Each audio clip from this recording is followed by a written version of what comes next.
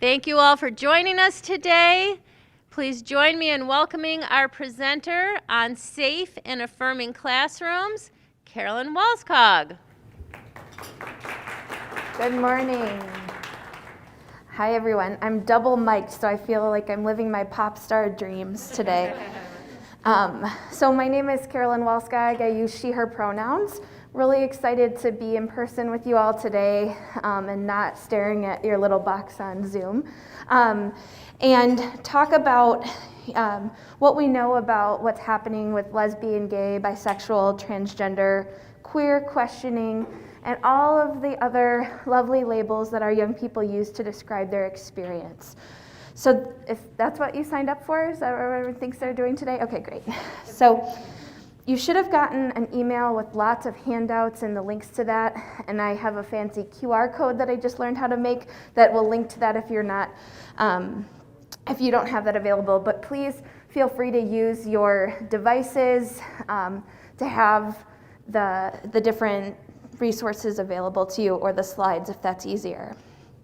So usually in a training, I like to have the opportunity for folks to just get to know the people sitting next to them. You may have come with your team, so you may know each other pretty well, but we're gonna go through some of these questions as a small group first, just to kind of get an idea of what you would like to leave with today.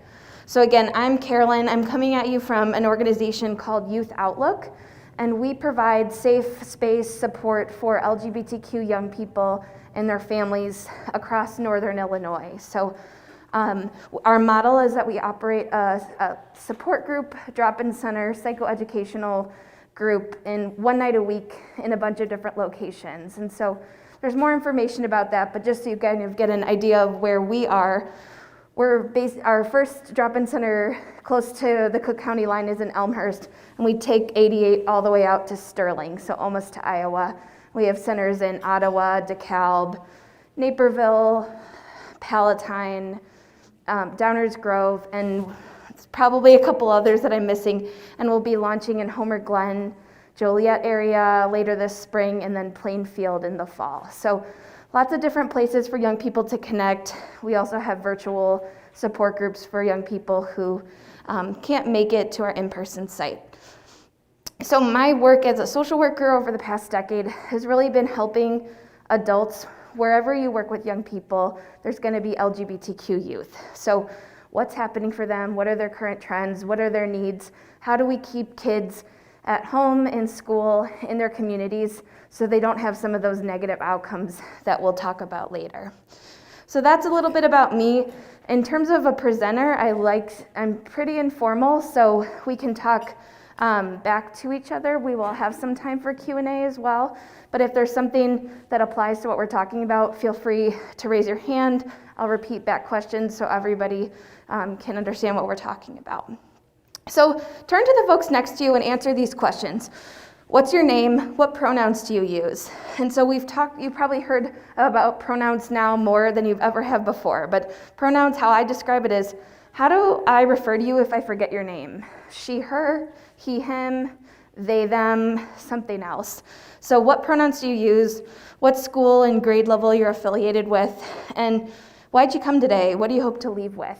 What's happening in your school with LGBTQ students? So spend the next couple of minutes getting to know the people that you're sitting by, and then we'll share back a little bit together.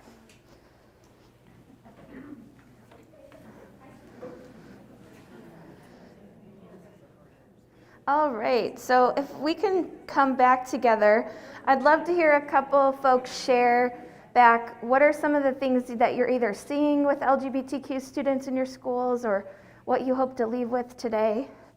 Who'd like to share back first? All right, go ahead. I will just say I don't know what the facilitation of this would look like, but I would like some guidance as to current signs, appropriate signs that are being used with this topic. Yeah, and could you tell me your name? Kelly. Okay, so Kelly said wanting to know what are some of the current signs that are appropriate used with this topic.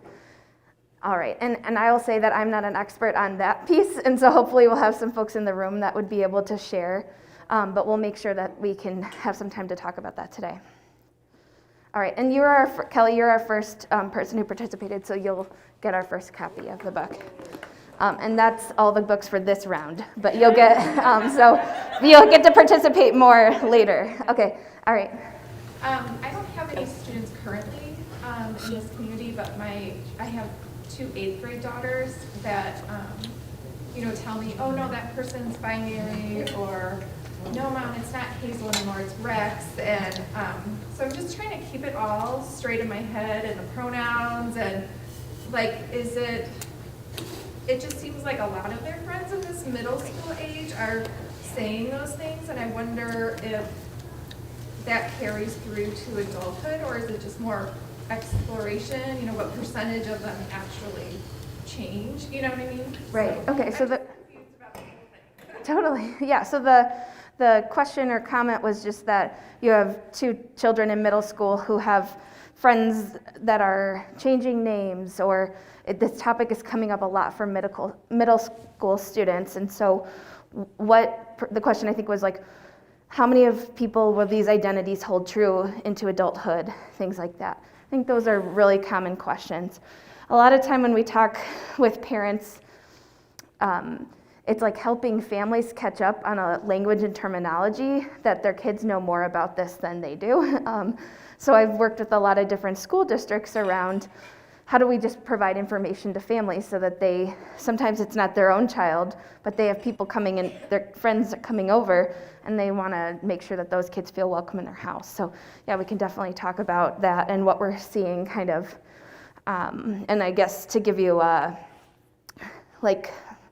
just a general trend right away, we have seen so many young people come out as LGBTQ since the pandemic. I think a lot of people had a lot of time at home and thinking and reflecting, and so now schools all across Illinois are like, oh wow, we maybe had 5 kids, now we have 15 in 7th grade asking to go by different names, and this parent doesn't get to know, this one does, and how do we keep it all straight? So if that's your experience, you are within the norm of what a lot of schools are dealing with, so we can talk about how we begin to navigate that. What else are folks noticing that's happening? Yeah. I just found in the schools, I know 1 or 2, and they have joined online chat groups or to make friends or be in a community to discuss. And I just want to make sure it's safe and where they're at. I'm sure that's with all of our students, but that was just something that was a little bit of a red flag for me with one of my students. Totally. So one of your students is joining online chats to meet other LGBTQ people. And then, those of us who had like AOL chat rooms were like, oh my gosh, what are our kids getting into? And so how do we vet those resources to make sure they're safe? And so I have a couple different ones that I know are good and safe places for youth to be. So we'll make sure that we share about those. Anything else of like what you hope to get out of today? Yeah. I think that, I work with families, kids out in the world, way west, and a lot of isolation with that.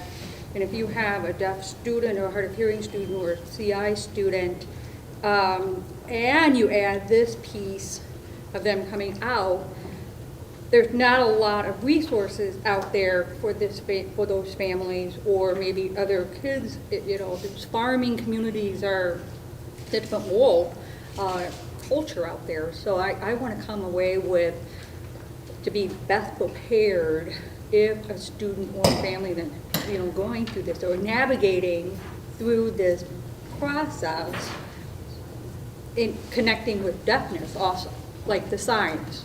I don't know a lot of the the signs for that, like coming out, just different things to really kind of be prepared for that experience. And if families are reaching out to ISRC for that support, for that kind of thing, for those resources, I better be best on my game, right? Right. So your comment was that the isolation that some of our students who are deaf already face, and then when you add the intersection of being LGBT, what supports exist for families, especially in more rural areas? But to be honest, even in Chicago, I think it's hard to find the intersection of that. And so I don't have like the magic answer for that today, but hopefully we can share together, and we may have to use a lot of online resources that exist. But I think that's a very real thing of, right, how do we find like the perfect resource for a family to meet all of their different needs. And so, great, that's wonderful. And so before we kind of keep moving, I want to share that the way the day will break down, I think we're going to go from 9:30 to 10:45, then we'll have a break till 11, then we'll go from 11 to 11:45, and then have lunch. Oh, sorry. Okay, so say that again for me, because 11 to 12:15, then we'll have lunch from 12:15 to 1, and then come back from 1 to 2:30, if that makes sense. So if there's times where all of a sudden the slide says break, we're gonna stick to that timeline so that we are eating lunch when lunch is ready. Does that work for everyone? Okay. All right. Well, thank you all for sharing those things. If there's other things that come up throughout the day that you want to focus on, shape this to fit your needs. All right. And then in terms of signs, does anyone feel like they're an expert on LGBTQ signs that would want to do a share back for folks?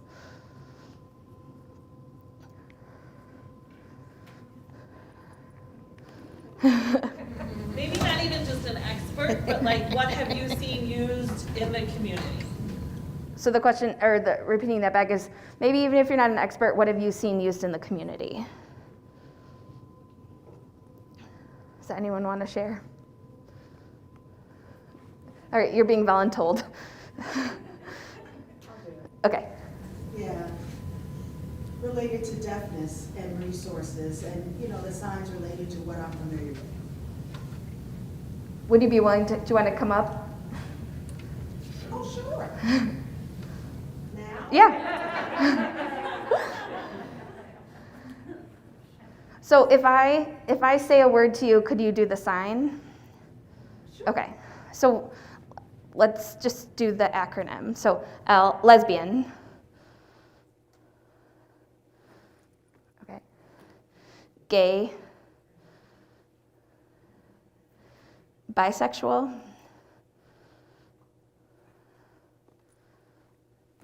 Okay. Transgender. The thumb starts in the center of the chest and it goes into a circular motion and the hand closes together at that point. Okay. Queer. That you tend to spell. Okay. Because it's really kind of a negative terminology, so people tend to, it's preferable to spell that one. And then what about questioning?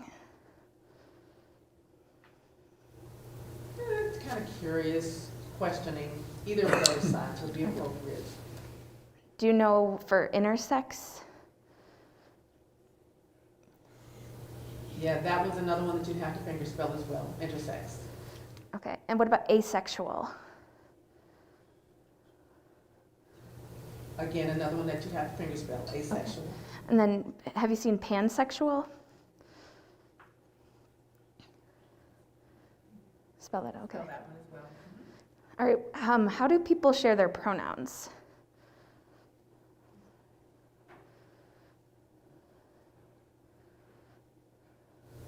He and him, those are spells. And you can also point to the individual if the person's there. They're commonly used. Same with she and her. What about they and them, or for like a singular pronoun? Yeah, that's kind of sensitive. That, again, you'd probably be better off finger spelling that one. Or if it's a lot of people, you can be inclusive and say, do like a large circle. But most of the time it's finger spelled. Great. Are there any other terms that people want to know? Binary. Binary. Non-binary. I saw someone sign that in B for non-binary. I've seen that. Have you seen cisgender? Cis, C-I-S. Any other ones? But we're still saying like queer is considered derogatory, so we don't really use it, is that? In the past, queer was very derogatory.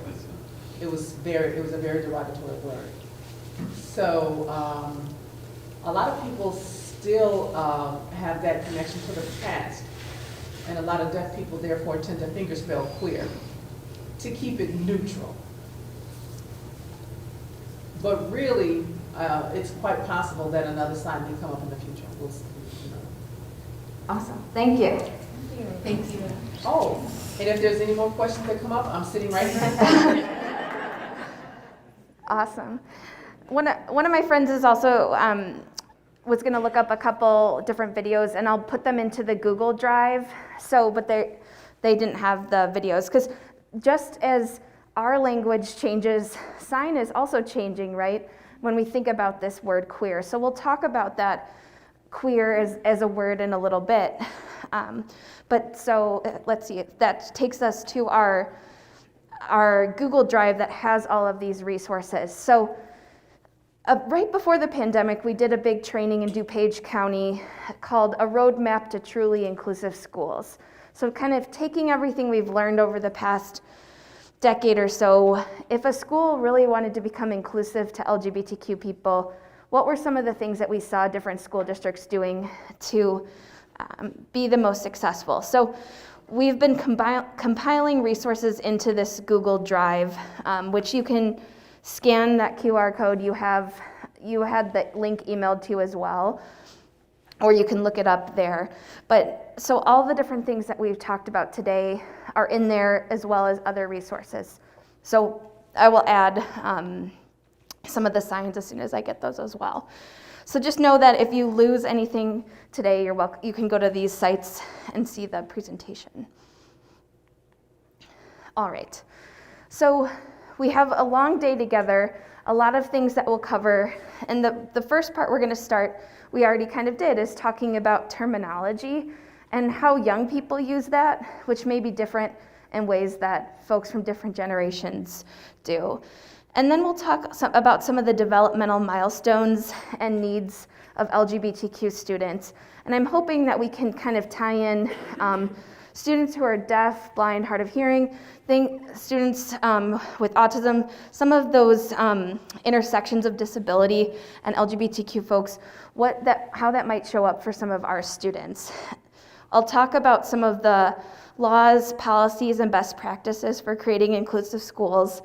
And then we'll get to spend some time looking at the new inclusive curriculum bill. So who here is familiar or knows that Illinois has an LGBTQ curriculum mandate? Okay, a couple people. So it went into effect July 1st, 2020. And then we're all in the process of figuring out what that means, how to adapt it, incorporate it into our schools. So we'll share that and have some time to look through the resources. I know sometimes I go to trainings and they give you all this stuff, but then what are you supposed to do? Like sit at home on Friday night reading through my PowerPoints? I mean, I know that's what you're all gonna do this weekend, but we're gonna give you some time to look through all the things that we compiled. And hopefully you'll leave with a roadmap of what you could bring back to your district or things that you could incorporate in your classroom. During the breaks, I have some examples of books that you're welcome to come check out, some rainbow bracelets and flyers or pamphlets. So you're welcome to take a peek at that as well. All right. So you're all here because you're interested in this topic, I assume. So hopefully this slide won't apply as much to you, but I always share this when I'm presenting with schools, is recognizing that I'm not here to make you think one specific thing around LGBTQ people, but remember and reconnect us to this idea that we are in this working with young people because we care about kids. We want them to feel safe and be able to participate in our classrooms. And so sometimes we have to remember our professional responsibility is to make sure that all kids feel like they belong. And so that may challenge you in some ways around the ideas that we're going to talk about today. but just recognizing that, that we're here because we care about kids, right? We want LGBT youth to feel like they belong in our schools. All right, so we're almost done with the intros. In terms of community agreements, I always say to people, half thoughts are welcome. When we talk about this topic, a lot of times adults will say to me, I'm afraid to say the wrong thing. And that's why we're here learning together today. So you don't have to perfectly word your question. One of the things that our youth say is that silence isn't neutral, right? So sometimes they walk into the classroom and it's like their identity doesn't exist, right? And so we're gonna get comfortable talking about this topic, and then I encourage you to shape the discussion today to fit your needs. So if there's specific things happening in your building that you wanna talk about, let's do that.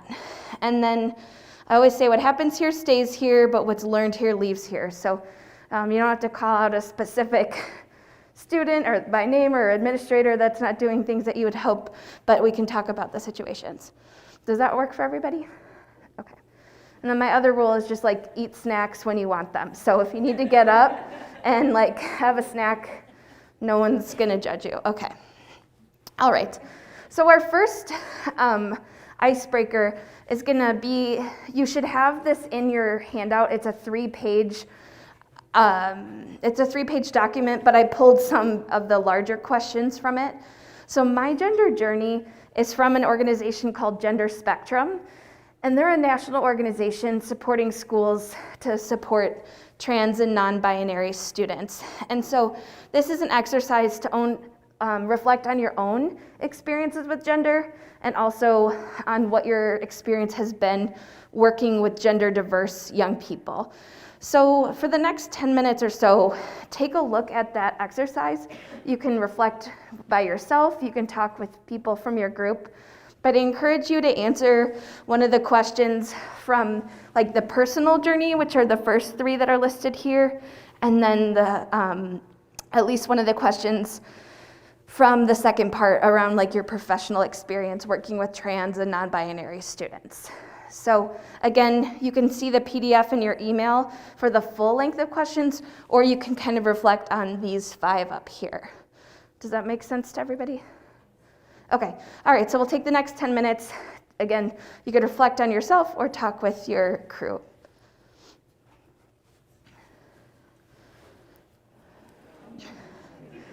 I'm gonna bring us back now so we can share a little bit around what you talked about in terms of your gender journey.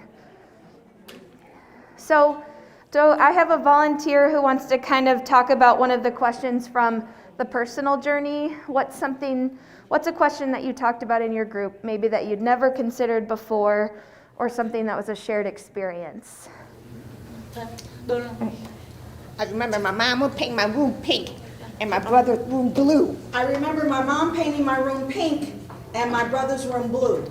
Right. I call that like the gender police, right? We gender our kids with pink and blue oftentimes before they're even born, right? What's the first question we ask people when they tell us they're expecting? It's like, is it a boy or a girl, right? Yeah, so that was your first memory of, this is where I know what gender I am because that's the color of paint I got. Thank you.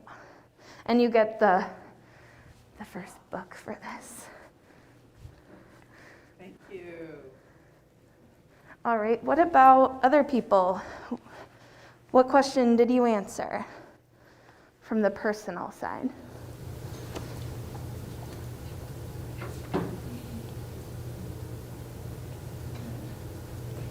Go ahead.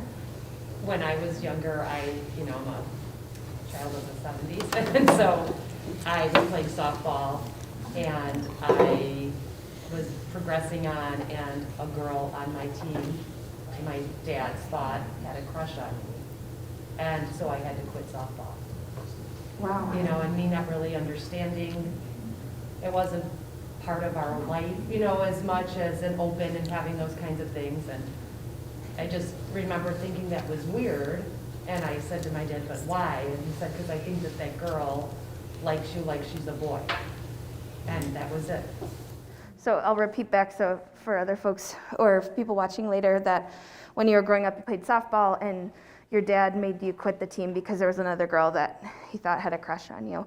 What do you think was Dad's anxiety about why that would be? He thought that I would be a gay girl after that. Yeah. And that would, and I don't know if I was showing any signs. I'm straight, but I don't know if he thought that I could be swayed and that wasn't what was okay for him. And he would be embarrassed now. He's long gone, but that was what, our Catholic family did in the 70s. Right. And so your parents, or your dad's reaction, I think, is a common reaction that a lot of families have, whatever their identity of their child is. Fear, right, is an initial reaction around, well, what would happen if my child was not what the majority sexual orientation is, or the majority gender identity is, right? That's the fears that we have, totally. Thanks for sharing that. Anyone else want to reflect on one of the first kind of section questions? Okay, we'll go here, then over here. I would say this is more of a recent thing than a memory, but I don't know if anybody of you guys know the Starbucks by Wrigley Field changed their bathrooms to it's just a stall and then there's a sink, it's open to anybody. And my mom loves Wrigley games, but is completely against having multi-sex bathrooms. Like, she's completely against it. I'm like, it's a toilet, who cares? Yeah. But just seeing that generation mind process, I think each generation that we come to becomes more flexible and willing to accept, but still having those mindsets are hard to change. Yeah, so again, I'll repeat back that going to Wrigley, the Starbucks now has a multi-stall, gender-neutral restroom, essentially. So we've seen like the single stall, but this is like everybody washes their hand at the same sink, or all the doors like to the ground, so you like kind of go in your own little private world and then come out and share. And your mom was like, this is not what I would expect is the norm. Yeah, we get to talk. I talk a lot about bathrooms and locker rooms, unfortunately. That's what I feel like half of my life is. But yeah, there is some interesting legislation coming out around multi-stall bathrooms. So thanks for sharing that. And then popping over here, do you want to share I stuff? was just going to say, like in high school, like I wanted to sign up for home ec class, and my dad was like, I'm not going to tell you what exactly he said, but it was like, well, girls do home ec, guys don't take home ec, like it was just like sort of like, it was always like this for certain things, like, and I wanted to do theater too, but it was like my brothers would be like, I don't want to tell you what they said either, but like you can't do theater, because only these people do theater, and it's like okay, well, and I just found that like as growing up, like there's always like certain rules about what you could do with what sex you were. It was like, So I'm glad that we're starting to get to a point where people hopefully are getting more open-minded with that. Yeah, so you're reflecting about like wanting to do theater, wanting to do home ec, and then the messages that people send. And so some of us, we can like very clearly remember those messages, and some of them are so a part of our social construction that we don't even know that we're learning the rules as we're learning them. I think about, a gender neutral term for niece or nephew is called nibbling. I don't know if you've heard that before. So nibbling, so like sibling could be your brother or sister or whoever, and then nibbling. So that's what I call my sister's kids, my nibblings, up in Wisconsin. And so my nephew, though, when he was like 3, put on a tutu in the house, and my brother-in-law said, "You can't wear that." And we all like turned and looked at him and we went, "Why not?" And he's like, "It just like automatically came out of my mouth." And I'm like, "Well, I'm a social worker, I do this. Like, let's talk about like why did that automatically come out of your mouth?" I was, "Well, you're afraid, right? We're in the middle of nowhere in Wisconsin. There's not openly gay people up here. and that fear of like my son not being masculine enough to fit in with the norm, right?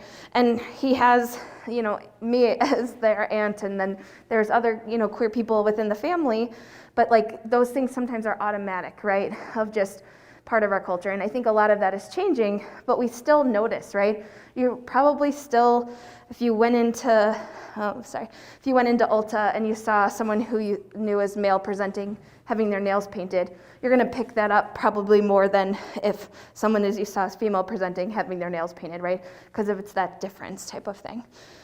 So we've kind of reflected on what it was like growing up and some of those things that are still happening today. What about what's happening in your work? Like, are you seeing, if we focus on like gender diversity, trans or non-binary students in your schools, what has been your professional experience so far?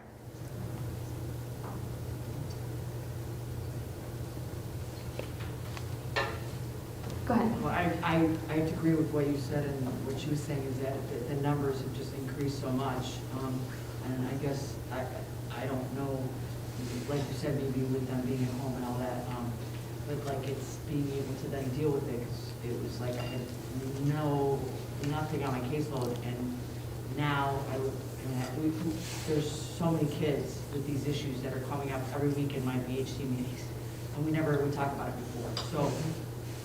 But it just was not coming up. And I think recently I had a situation with one of my students who is in the process of, I guess, she is now he, and the family's very accepting, and I have to say the class and the way he came out and like to his class, everybody's been really supportive. And that's been great. And I was actually out on maternity leave when it all happened, and then I came back just into it this past month. But this past month, his best friend's father doesn't want her to have anything to do with him anymore. And it became a big thing. He actually came to school and tried to get the administration to like move rooms, wants her to have nothing to do with him. Wow. And it's been a difficult situation, because we want to support both kids, right? And the girl isn't happy about it, but she doesn't know what to do. And her father, it's cultural. They're from Nigeria, and their beliefs are, you know, that's a taboo in their family. And he had words with the father, and then I got pulled in the middle of it, and the father's calling me for him, you know. Been a lot, and I think the school as a school, I don't know how much, like I know the administration has refused to do anything in terms of like, in a good way, like they're not gonna let the father dictate what his daughter's gonna do or not be able to, but I think we're also all at a loss. I had teachers coming to me, we're trying to figure out how to best support both of them, and they've been best friends for like 5 years. They were like inseparable. Yeah. And now it's like, this just happened last week, and it's like trying to figure out like how to best support both of them, and as a school, how to, you know, what's the appropriate responses, you know, it's difficult sometimes. Yeah. So I'll repeat back that, and so that everyone who's watching can hear that, and then we can talk more. So you're seeing like, it was, this topic wasn't talked about, and now all of a sudden you have all these students coming out, and you have a specific student who's transitioning from female to male, has a best friend, and now the best friend's family is saying, I don't want my child to be around another trans person, you need to move them, all that kind of stuff. And how do we navigate that? Yeah, that's tough. And I think for any of you who followed along with the Palatine District 211 cases over the past couple of years, are folks familiar with that? There was a case around locker room access for a transgender girl, student A, and then another student brought suit, and then another group of parents countersued on the behalf of their children who were not trans. And the idea is like, do you have the right to not be around a group of people that you're uncomfortable around, right? And the lawsuit really ended with the judge saying, you can be uncomfortable. Like that happens in our lives, but we're not going to separate students on the basis of their identities. Just as like if someone said, well, I'm not comfortable around a gay student or a Jewish student in the locker room next to me, we're not going to remove the gay or the Jewish student out of the locker room or something. But those are really real things that you're dealing with right now. So I appreciate you sharing that, and hopefully we can kind of, brainstorm together throughout the day of how do we navigate that, and really getting back to the idea of how do we create this culture so that it's no question of like how we navigate that, but we are in a very gray area as our world is changing and better understanding trans and non-binary students. But yeah, anyone else want to share? Go ahead. I wanted to mention that I've had conversations with co-workers, peers, family members about just how society has a hard time embracing anything that changes or is different, period. And it's bad enough that the world is still dealing with cultural differences, racial differences, religion differences, now gender. And so a lot, what I call the old school, anything from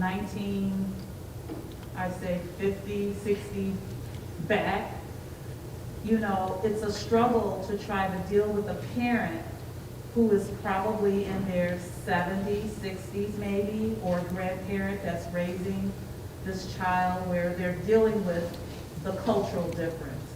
They're dealing with the spiritual difference. And just listening to Deidre about the Nigerian family is so many pieces to the puzzle, and a lot of people are feeling pressured, like society is forcing me to call you they.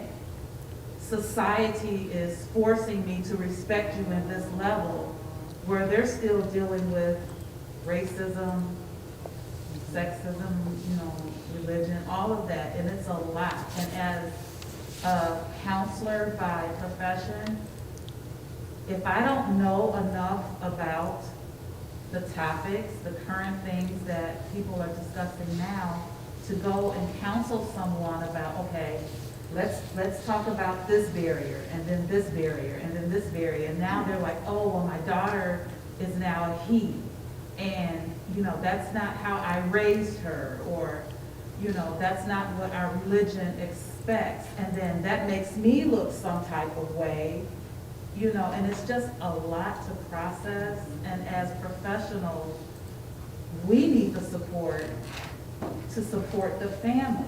I think the kids are kind of okay, because it's just them, but it's the family and the parents, that are really struggling to try to embrace this change, and as counselors or therapists or teachers or whatever, we need that information and knowledge to support them. Yeah, and I thank you for saying that. I had summarized what you said as like, it's a lot, right? Like there is a lot that we're navigating in a very increasingly polarized world, right? So it feels like you have to be on one side or the other on every topic. And so you brought up like lots of concepts of intersectionality, of how are we navigating this family's religion, their cultural, racial, ethnic beliefs, and then on top of gender and things like that. And we as adults in the roles that we're in kind of get placed in the middle sometimes. Do I work for the kid, or do I work for their parent or the guardian? Or how do I support this young person when their family has a very different understanding of what support looks like? And so again, I always say, like, I wish I had like the magic answer for everything, and there really is not a magic answer to make everybody feel good about that. But I think that's kind of this concept of a journey. Like conversations with families will happen over the course of time. And I've seen so many different families who I could tell you lots of stories of like who took their time to get there, and some who just never got on board, kind of thing. And that's really what we're navigating. So we'll go on this journey together today and see what we can come up with. Hopefully some of the tools we can use will help some of these hard conversations, with the ultimate goal is keeping kids alive, helping them feel like they're thriving and connecting. So thank you all for sharing. I'm going to keep us moving, so we've got about 20 minutes till our first break, and we'll talk about some terms. So I think your last comment was perfect segue into the, just resetting and reminding us about the intersectional identities that we all bring, right? So sometimes when I am working with schools and they're talking about their students who are transgender or non-binary, that's the only thing that they see that student as. The trans kid that we have to figure out what bathroom they're gonna use, right? And really recognizing that for LGBTQ people, we exist within all communities with our socioeconomic status, with our race, with our where our geographic area really can impact what access to resources we have when it comes to what's covered by insurance, how close we are to support versus being isolated, and what of our identities are similar to our caregivers versus what are different.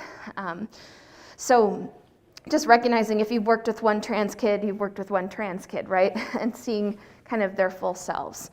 So as we talk about terminology, just as we kind of shared with signs, things change over time. So I always say to people, the point of this section is not to leave a dictionary, but this idea of you don't have to keep up, just keep open, right? The words that our young people use for their experience might look different than what kids in Seattle use. It might look different from what folks in different generations are using. And so this will hopefully just give you an overview of what kind of is happening in the landscape of LGBTQ teens in Northern Illinois. So this is our friend, the gender unicorn. Has anyone seen this, or the genderbread person? Okay, so this is a tool that we use. So when we say LGBTQIA2S plus, all those little, that acronym really represents a lot of different spectrums of identity. And so this is a tool that we use sometimes to help people understand those. So when I say lesbian, gay, bisexual, those are in our hearts. Those are our sexual orientation, our patterns of attraction of who we like. So in our unicorn friend, it's kind of broken into who we're physically attracted to, or sometimes sexually attracted to, and then emotionally attracted to. And so the common words are straight, gay, bisexual, lesbian.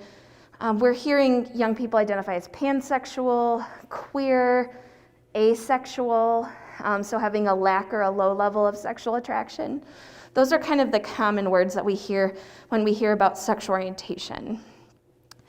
That's different, though, from our gender identity. And so our gender identity is our deeply internal felt sense of self, of whether we know ourselves to be a man or a woman, a boy or a girl, maybe a mixture thereof or neither. Now, for most of us, when we were born, they could have checked the M or they could have checked the F box for us. There was not another option, right? And this tool really encourages us to see that gender identity exists on a spectrum. So it's not just a pink box and a blue box, but really thinking of a spectrum, and people fall different places on that. So that our gender identity, so our deeply internal sense of self, we kind of put that up in our brain. That's how we know ourselves. That sometimes matches our sex assigned at birth, and sometimes it doesn't.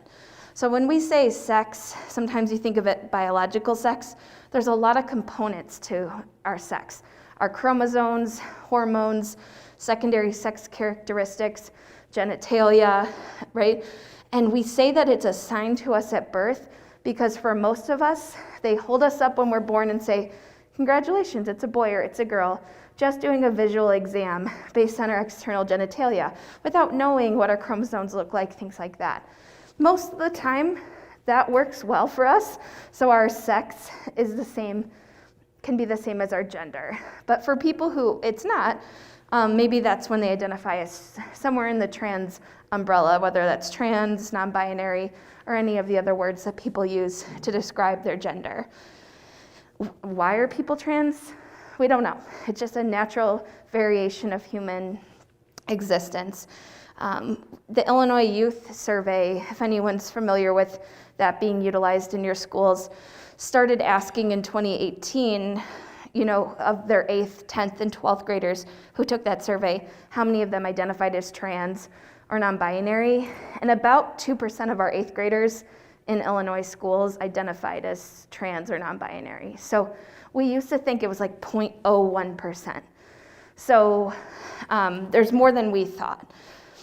So again, that's our sex assigned at birth is what we typically say. So sometimes you might hear AMAB or AFAB, meaning assigned male at birth or assigned female at birth, okay? So the last spectrum of identity is kind of these green dots. So our gender expression. So this is all the ways that we tell the world what gender we identify as. So it's the way we wear our hair, our clothes, our mannerisms, our presentation, right? So it's how, when you're at the grocery store, you know how to say sir or ma'am to the cashier, or that you're not sure because maybe they present somewhere that doesn't feel exclusively feminine or masculine, that kind of thing. When we're thinking about the youth that we work with, not all young people have agency over their gender expression, meaning parents pick out the clothes, guardians pick out the clothes, you can't go to school dressed that way. Sometimes it's a safety issue, right? I'm afraid I'm gonna get beat up if I wear the clothes I wanna wear, or not feeling comfortable to express themselves. One of my old coworkers, his mom is a teacher in Indiana and had a student who was assigned male at birth but identifies as female. So she's like a trans girl. And she wore a wig to school because her hair was short and she wanted long hair. And the school sent her home saying it was disruptive to the educational environment for her to wear that. And so you shouldn't pull that in Illinois because you will probably get sued for discrimination, because trans kids presenting in the identity that they know themselves to be should not be considered a distraction to the educational environment. But we know that that happens, and kids who are within the LGBTQ community get dress coded more frequently than non-LGBTQ kids. So gender expression and presentation still dictates a lot of people's experiences in the world. So this is like a tool, again, that you can use. This is from very small down here, it says transstudent.org/gender. But if you Google the gender unicorn, these black dots that are on this screenshot, you can move those around. So we've used this in groups and had people like map their gender identity or use it as a tool to help introduce themselves. That may not fit your setting, but maybe you run the GSA, so Gender and Sexuality Alliance at your school, or you're teaching health class or something like that. That may be a way to kind of break down those different experiences. Any questions about that? Okay. All right, so if we leave with nothing else, we want to remember that everyone has a sexual orientation, who they love. Everyone has a gender identity, who they know themselves to be. We know within like the disability space, sometimes people are assumed to be asexual, right? Like, or don't have a sexuality. And so when we think about some of our students not making the assumptions that they couldn't be gay or they couldn't be trans, those types of things, that everyone has a sexual orientation, whether it's gay, straight, bisexual, pansexual, any of the other words that people use to describe their experience. All right. So when it comes to orientations, this is just a graphic that explains different terms that people use. It changes all the time. And so sometimes students will share this with us because they want to, and sometimes they're like, you don't need to know. But so if you hear a word that you're not familiar with, I always encourage people to play the prefix game, so trying to guess what that means. So pansexual became a lot more popular to use. So pan means all, right? The potential to experience attraction to members of all gender identities or expressions. So we saw that word become a little bit more popular than bisexual, but someone might identify as pansexual and someone might identify as bisexual and use the same definition. So it really can be preference for people. And then one note I always say is we don't really say homosexual anymore. It's considered really medicalized. So you wouldn't say like my student came out as homosexual. You would just say they came out as gay, or they came out within the LGBTQ community, or queer, if that's the word that they use for themselves. All right, then talking about gender identities. So up here is the transgender flag. And so if you notice on the first slide of the presentation, I have what we sometimes call the progress flag. So the pride flag, as a symbol of the LGBTQ community, has undergone some changes over the past couple of years to try and be more intersectional and more inclusive. So the trans flag, which we see as like blue, pink, white, pink, blue stripes, has been incorporated into the rainbow flag, as well as a black and brown stripe as well. So you might see or start to notice that flag is used more often. But when we're talking about transgender, these are some important things to note. So being transgender means that your internal felt sense of self differs from how you were assigned at birth. So it doesn't mean necessarily going from Batman to Barbie, but trans means moving across or away from. So away from the sex you were assigned at birth to somewhere else along the gender spectrum. So we think of transgender as an umbrella term that has a lot of different terms that can fall underneath it.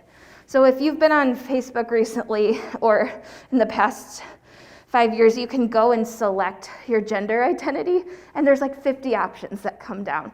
There's a lot of different words that people use to describe their experience. So we talked about some of the main ones, but again, it just means identifying differently from how you were assigned. We always use it as an adjective, not a verb or a noun. So if you wouldn't say that my student is transgendering from male to female. We use the word transition. And you wouldn't say we're going to talk about transgender today. You would say trans issues, trans people, that kind of stuff. And then the other thing I'll say is when we talk about people who are trans, we always talk about them how they presently identify. So like if you are familiar with Jazz Jennings from that TLC show, I Am Jazz, she's a trans girl, right? Assigned male at birth, identify as female. So if you were going to refer to Jazz back when she was younger, you would still use she, her pronouns, even though her parents probably used he, him when she was first born, right? So if you have a student who transitions in 11th grade to a male, you wouldn't say, well, when she was in my 9th grade class. You would say, when he was in my 9th grade class. That's just what we consider best practice. Now, does that stand for every single person in the trans community is going to follow these rules? No, right? Someone is always saying to me, well, my friend's gay, and he said that. I'm like, okay. Well, these are our general rules of what we consider best practice. And then the term cisgender, or often shortened to cis, as we saw it from the demonstration earlier, just finger spelling cis. It just means people whose gender identity aligns with the sex that they were assigned at birth. So this is labeling the majority group in our world. So just as straight is to gay, cis or cisgender is to transgender, if that makes sense to people. Have you seen this word used by your students? Kind of a mix, yeah. So this names are the privileged group, right? So people who are cisgender don't have to sit their families down and say, Mom and Dad, guess what? You thought I was your daughter and I am, right? Like you don't have to sit down with your school and say, where am I going to change for PE this year? Sometimes cis people do if they're more like gender non-conforming, but for the most part, this names our privileged group. It prevents us from saying, are you transgender or are you a real girl? Right? Are you transgender or are you normal? So you might say, we have a field hockey team, a girls' field hockey team. Cisgender and transgender girls are all welcome, or anyone who identifies as female is welcome on our girls' field hockey team, that kind of thing. All right, and then we talked about this word a lot already today, non-binary. So non-binary can fall under the trans umbrella, but it just means a gender identity. So again, an internal felt sense of self where a person doesn't feel exclusively like a boy or a girl, or exclusively like a man or a woman. They may feel like a mixture of both or neither. And so oftentimes we'll see that people who are non-binary, rather than using she, her, or he, him pronouns, will use a singular pronoun like they and them. And then I think the other thing that we see a lot now is that youth might have, like, say they're on their Zoom chat and their name is like Carolyn, she, they pronouns, or Carolyn, he, they pronouns. And so that question comes up sometimes. And if you see someone using like he, they, or she/they, that just means they're comfortable with either pronoun, so you're welcome to use either. My boss's pronouns are interchangeable, so that means use she, he, or they when referring to them, kind of thing. And then down here is an example of what the non-binary flag looks like. So it's a yellow stripe, a white stripe, purple stripe, black stripe. So when we think about schools, they're often very binary, right? Boys and girls, lines for lunch, boys and girls bathrooms, things like that. So there are some considerations that we need to make as a school to think about what non-binary folks might need. So one of the considerations we said this morning was, is there a gender-neutral bathroom available? And so that exists in the middle of this. But thinking about some of those things, if you don't feel exclusively male or female, where might you not fit in within the school context? Let me check my time. Okay, so we are at the time to take our break. So do you want to ask your question and then we can take our break? I just wanted to know if non-binary is generally like a short-lived, like when people are unsure and they're going through that, is it, or do you see that it's a term that people continue to use throughout their lifetime? That's a good question, because that kind of makes me think about the term bisexual, that sometimes we see that people kind of use as a transitionary label, which is like for some people, they're bi and that's their word that they use for their whole life.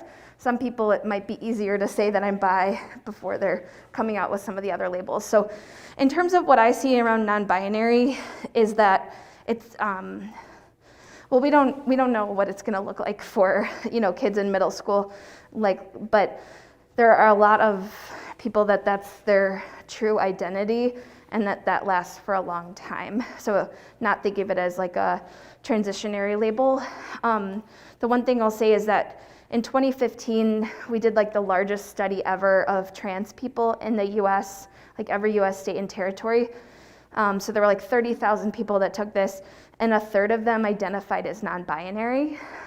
So I think our world is getting a little bit more comfortable, again, with that spectrum of not having to feel like you fit in the pink or that blue box. And I think we're gonna continue to see more people identify as non-binary. And so that study is gonna be repeated this year. So we'll kind of see if that still holds true, if we have more people, less, things like that. Yeah. So when you look at it, are you looking at it more as genders, not necessarily sexuality or what your preferences are, right? It's just, Yeah.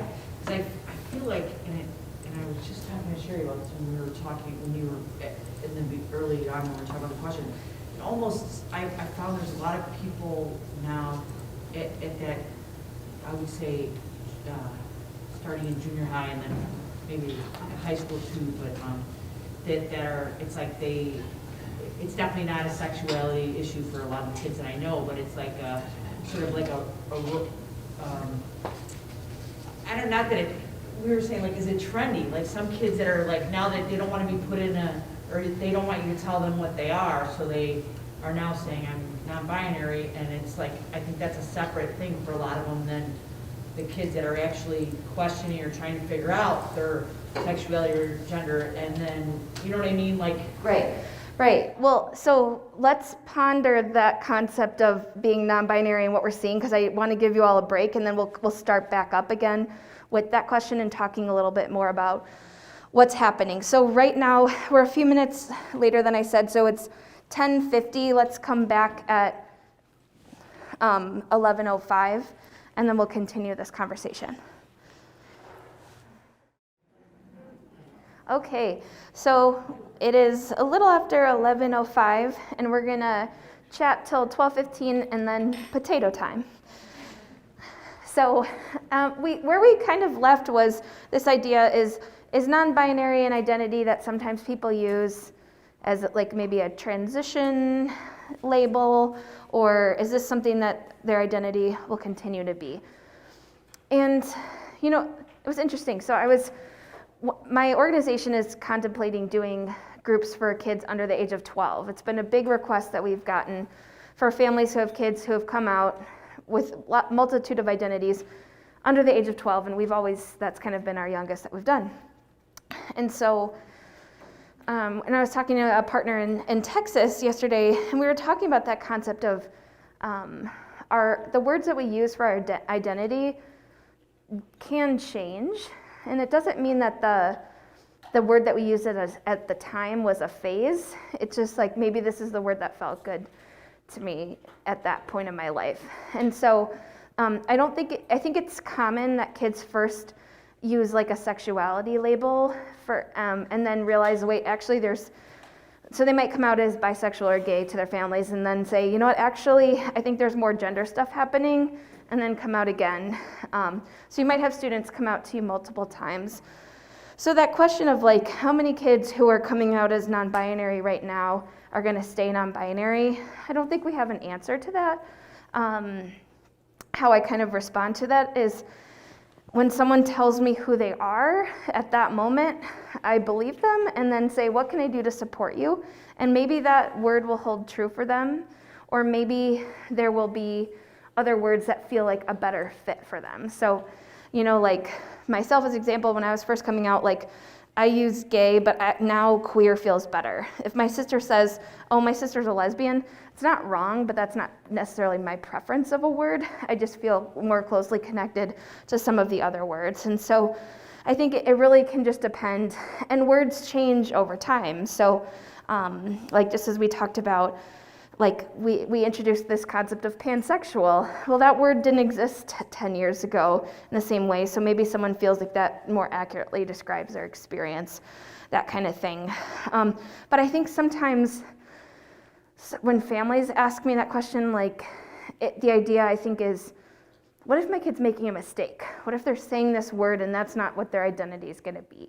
And that fear of like, are they picking this label too young, right? And that again gets back to those fear conversations we talked about in the beginning of like worrying about the social consequences of being different, right? Or so one of the things I'll say is I've worked with like hundreds of trans kids over time, and really the only people that I've experienced who have stopped transitioning are people that really had no family support. So it wasn't that necessarily their identity changed, but the world was too challenging for them to try and live authentically, and so maybe they stopped expressing that part of themselves. We typically don't see people take medical steps to transition unless they're really sure about it. So, and then the other place that we are in our society is that people have more space to try things on and to explore. So maybe some kids are gonna say, I wanna use they, them pronouns right now, and maybe they will decide that she, her is actually better for them later. But how I kind of approach that is, we don't know who they're gonna become, but I think it can cause more harm if we say, well, wait till you're older, till you really know, kind of thing. Just responding and respecting the words that they use for themselves now. So that's kind of how I navigate that, because that's a common question of, we often say to people like, well, you don't know until you're older, or you haven't found the right person yet. But if someone like said to you in 5th grade, you have your first crush, we don't question the crush of a little boy having a crush on a little girl. We don't say to him, wait till you're older. We're not sure. Like, you're too young to know if you really have a crush on that person, right? Sometimes I flip those things in my head, because we might say that to a 5th grade girl who has a crush on her friend, that kind of thing. So hopefully that's like gives you some things to ponder around that. And then I'm going to keep us moving so we can get to the next section.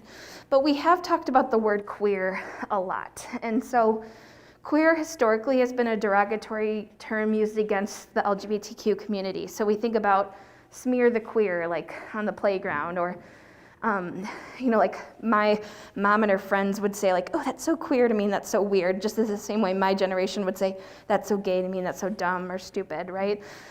And so this term, depending on who you're talking to and what generation, may feel super empowering, or it may feel not good. So how I always say is, like, if someone uses that term for themselves, it's okay to reflect that back to them.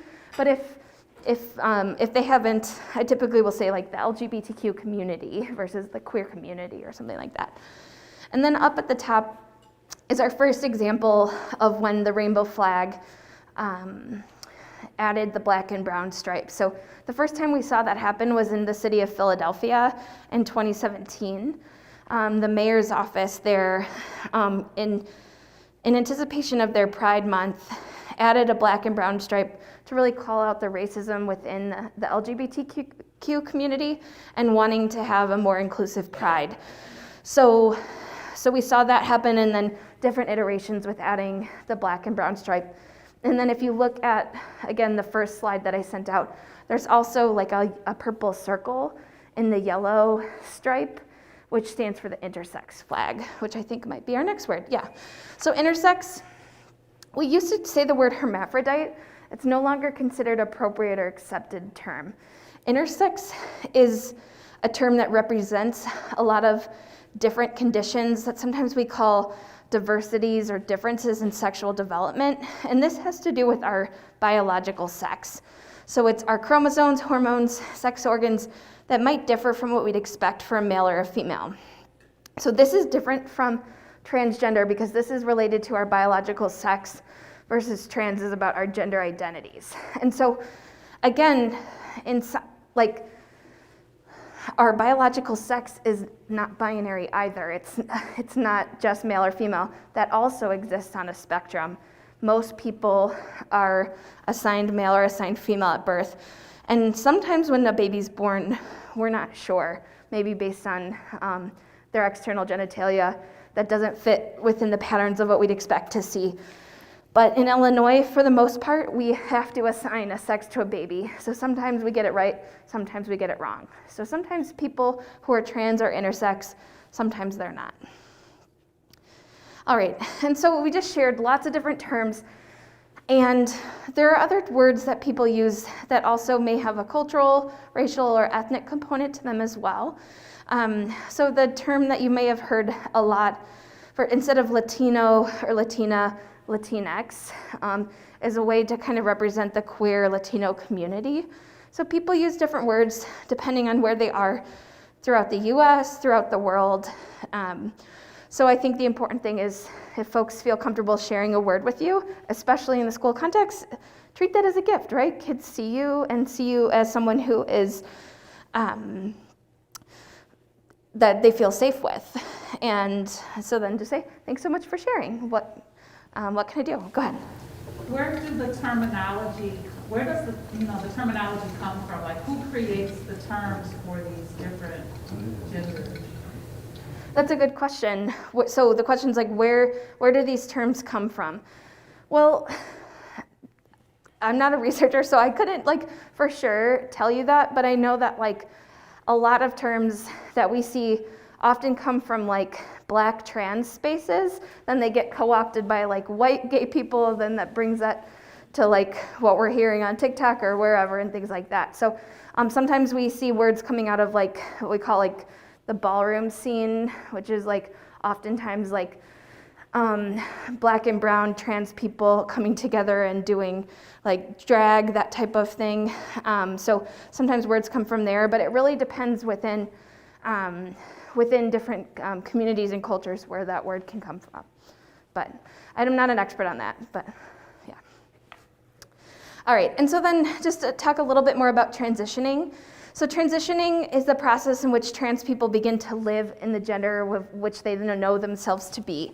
So with little people, we're gonna most commonly see a social transition. Younger kids, we're not doing medical interventions on little bodies. So most of the time it's coming out, sharing, I go by a different name, I use different pronouns, and then accessing facilities that maybe correspond with their gender identity. So might be getting new clothes, getting a haircut, that kind of thing. Some folks may medically transition. So if you have so I use Jazz Jennings as an example because a lot of people have watched her grow up on TV. She came out before puberty. So she was, I think, able to take puberty blockers, which kind of put a pause on puberty and prevent your secondary sex characteristics from developing. People who come out after puberty, they've already developed those, may go straight to taking things like cross-sex hormones, which we call taking estrogen, taking testosterone, things like that. Some people may access various surgeries. Some people might take vocal lessons to change the register of their voice. There's lots of different medical interventions that people may or may not use. And that really can depend on where you live, what access you have, because a lot of these things are really expensive. And then legally, we have processes in Illinois to update your gender marker and your legal name on all of your identity documents. So you might have a student come in that transitioned before they came to you, and they've already changed their name. Or they might come in and say, I go by Michael, but on their registration it says Michelle, or something like that. And so we never require as schools that students have a legal name change in order to call them the name that they want to be called, because we know that there's a lot of barriers in order to do that. So if you're a minor in Illinois, one of your parents or guardians has to file the name change on your behalf. And name changes, depending on where you are in the state, can range from $200 to $500. So that can be really expensive, but we do have processes to update our gender markers and things like that. So when it comes to transitioning, one of the things that I always highlight to people is that it's never okay to ask somebody where they are in their transition. If somebody wants to share that information with you, that's fine, because sometimes kids are like, I'm not going to be at school tomorrow. I have an appointment at Lurie Children's Hospital's gender clinic, and I'm starting T. And they're so excited, and they throw rainbow confetti in front of you or something, right? But I wouldn't say, oh, that's interesting. Are you going to have this surgery, right? We don't ask kids information about their bodies. If they want to share that, they can. And that seems obvious, but unfortunately, a lot of adults in our area have asked really inappropriate questions to young people. So they're allowed to share and be out, but just be thinking about is that a question that I have to ask in the learning environment kind of thing. Any questions? Okay, all right. So when we think about different systems of oppression that our students face, a lot of times you've probably heard of the concept of homophobia and transphobia, but introducing the idea of heterosexism, the assumption that everybody is straight, and then cissexism, the assumption that everybody is cisgender or not trans, and all the systematic ways that we erase them. So we were talking earlier about what if you have a student who has a mom and then a non-binary parent? Would that non-binary parent be able to fill out your registration forms and have their identity reflected, right? Because a lot of stuff still says mom, dad, or male, female, that kind of stuff. Do we say, take this field trip form home to your mom and dad, or do we say, take this home to your grown-up, take this home to your adult, or something like that? Are there different ways that we make the assumption that people are straight or that everybody is cisgender? And so those are some things that that you may want to, when you're looking around your classroom or your setting, are there assumptions that we make that people who are either LGBT themselves or have parents who are wouldn't feel recognized within your space. All right, I'm gonna skip over this real quick. So then talking about pronouns. So it's okay to ask people what pronouns they use.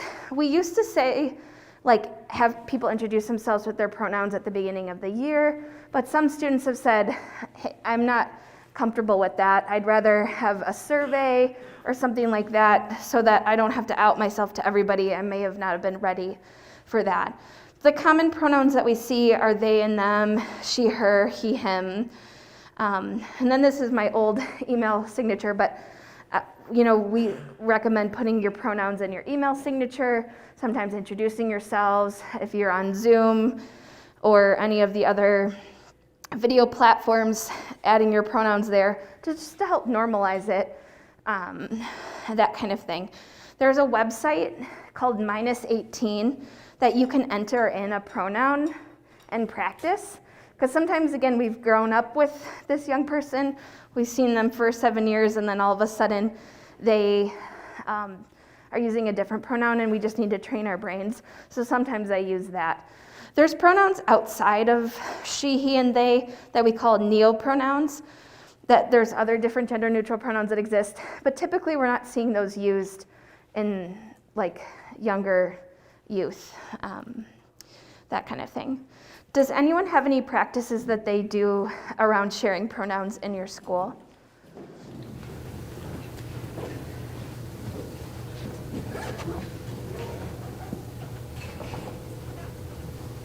Not yet. Oh, yeah. But I noticed that a lot of people, I think, do put them on their tags for the email. Okay. So I think that's kind of a good way to sort of have the awareness out there, so that people kind of know those things ahead of time when they see it on the tag, so they kind of maybe know what the language should be. Yeah, so you're seeing more teachers or staff putting that on there. I think like adding pronouns can be a great way for students to know you to be an ally. So because they see like, oh, Mrs. Johnson has her pronouns on there, so then maybe she knows what a pronoun is, and so I can tell her, that I use they, them pronouns. Sometimes that kind of thing. Yeah. I know at most charter schools, when we start off IEP meetings, they want to know, your name, your title, and what are your pronouns. Oh, cool. So at charter schools, they're asking name, title, and pronouns. Great.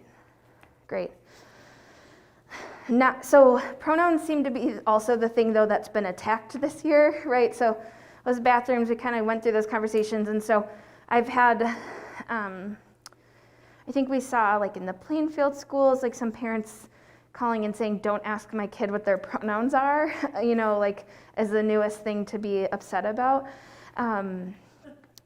And so, again, there's nothing in the law that says we have to call the kid the name that's on their birth certificate. And so we'll get to talking about names, but the best practice is to use the name and pronouns that people that feel good so that they can learn in your classroom. But that is challenging when you have a family or guardian or parent who is not on board with that. So we'll talk about how we navigate that. So there's a video here, but the sound is not working, so you can watch this later. If you just click this link from the PDF I sent out, you can watch this short video. It's 2 minutes about how do you ask someone their pronouns. So that could be something that you share with your students. And then I brought a copy of the book that's screenshotted. This is like a graphic novel you can take a look at during lunch. It's called A Quick and Easy Guide to They, Them Pronouns. And there's also one called A Quick and Easy Guide to Queer and Trans Identities. And so when I was working in my former organization, I had these out in like the waiting rooms of our different spaces so that families could kind of level the playing field, help them learn some of these concepts. So if you want to learn more about they and them, I'm so sorry, you can check that out. Are we awake now? Okay, and then this is a sample of a survey that you could give out to students depending on what grade you serve. This came from an organization called Teaching Outside the Binary. And I'm not sure if I have them linked in the resources. So again, Teaching Outside the Binary, you can follow them on Instagram as well. They're a non-binary science teacher for middle school. And they put together a link that you could, a Google link survey or whatever that you could send to your students. It says, what's your preferred name? What's your legal name? What pronouns do you use? Outside of this space, should I use your preferred name and your pronouns with your parents or guardians, faculty or staff, students, or never? And then, is there anything else you'd like me to know about you? One of the questions that I would also add to this is, if someone messes up your name or pronouns, how would you like me to correct them? So whether you put that on this survey or you ask them that, that's a really good rapport building question for students to say, like, I'm your ally while you're in this process of having people learn your different name and someone uses the wrong one. What do you want me to do about that? Because sometimes kids are like, just ignore it, like it's fine. Or sometimes they want you to just like simply correct them. So I might say, you know, if I'm talking with someone and they're say, oh, my student, she is late to class, I might go, oh yeah, they're late to class. I'm not shaming anybody, I'm just reflecting what the right pronoun is. Or I might go, oh, that student uses they, them pronouns. So we can like kind of call each other in versus calling each other out to get used to that. All right, so we'll do a little practice right now. So this is our lovely stock image student. And let's pretend that the student uses they and them pronouns. So in the next 30 seconds, turn to your partner and say a sentence about the student using they, them pronouns.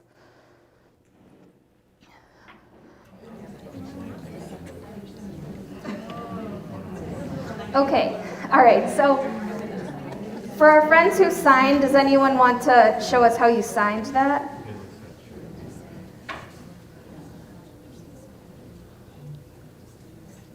So do you want to share with the group one of the sentences you said?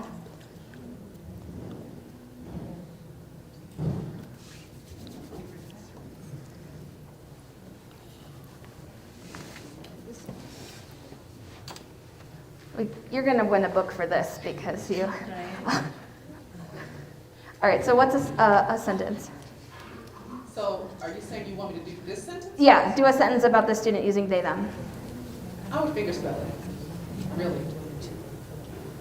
They or them, I would use that particular pronoun. They or them, this person, they or them is non-binary. Awesome. Thank you. Okay, you win a book now because you really put in the work today. Okay, what other sentences did you say? Go ahead. We had a question about if I'm referring to they, would I say they is as a singular or they are holding the book?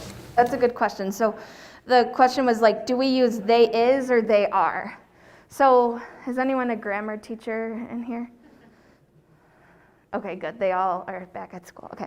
So I think technically they is the proper way, but the way we talk is different from the way that we write. So I'd say they are at their locker. Like you could probably say they is at their locker, but it just doesn't flow the same way. So yeah. Go ahead. In counseling, for confidentiality reasons, sometimes in email, instead of using to identify the student as a male or a female, I would use they. Yeah. So they, student.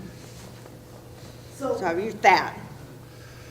Say in counseling. Confidentiality. In counseling confidentiality. So to avoid using she To avoid or using him she or to him. identify the gender To of the identify the student, gender I of the would use student. they. I would use that. They. Yeah, and I think they and them has a lot of purposes too. Like sometimes we'll use that right as a way to be confidential or maybe to tell a story without naming names kind of thing. I think about this example, somebody left their keys in the dressing room at the Gap, right? And so the retail workers are like, somebody left their keys. I hope they come back before we close, right? Like we use that all the time when we don't know people's gender. So there's times that we use they as a singular for people that we know or people that we don't know. Okay, does that sound good to everyone? Or okay, all right. So if we mess up with the thing, okay, so we talked about terms for a long time. We do not have to get it right all the time. So if you take off that expectation that we will make mistakes, right? Sometimes that's called misgendering people. Young people know when we're purposely doing that versus when we make a mistake. So when we make a mistake, we apologize, correct ourselves, and move on.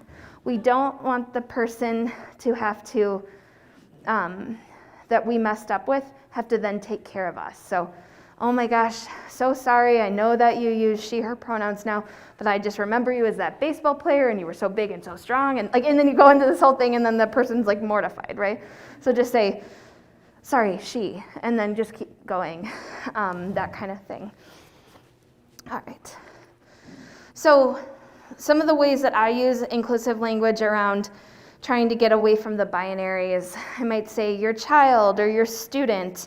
I might use the mascot of the school. So if I see two students running down the hallway, rather than saying, ladies, slow down, I might say like, Falcon, slow down, or Red Hawk, slow down. Hopefully you have a good mascot. It might be weird if, doesn't one downstate have like the Orphan Annies is the name of their school? It's like, Orphan Annies, slow down. I don't know, it probably wouldn't roll off the tongue.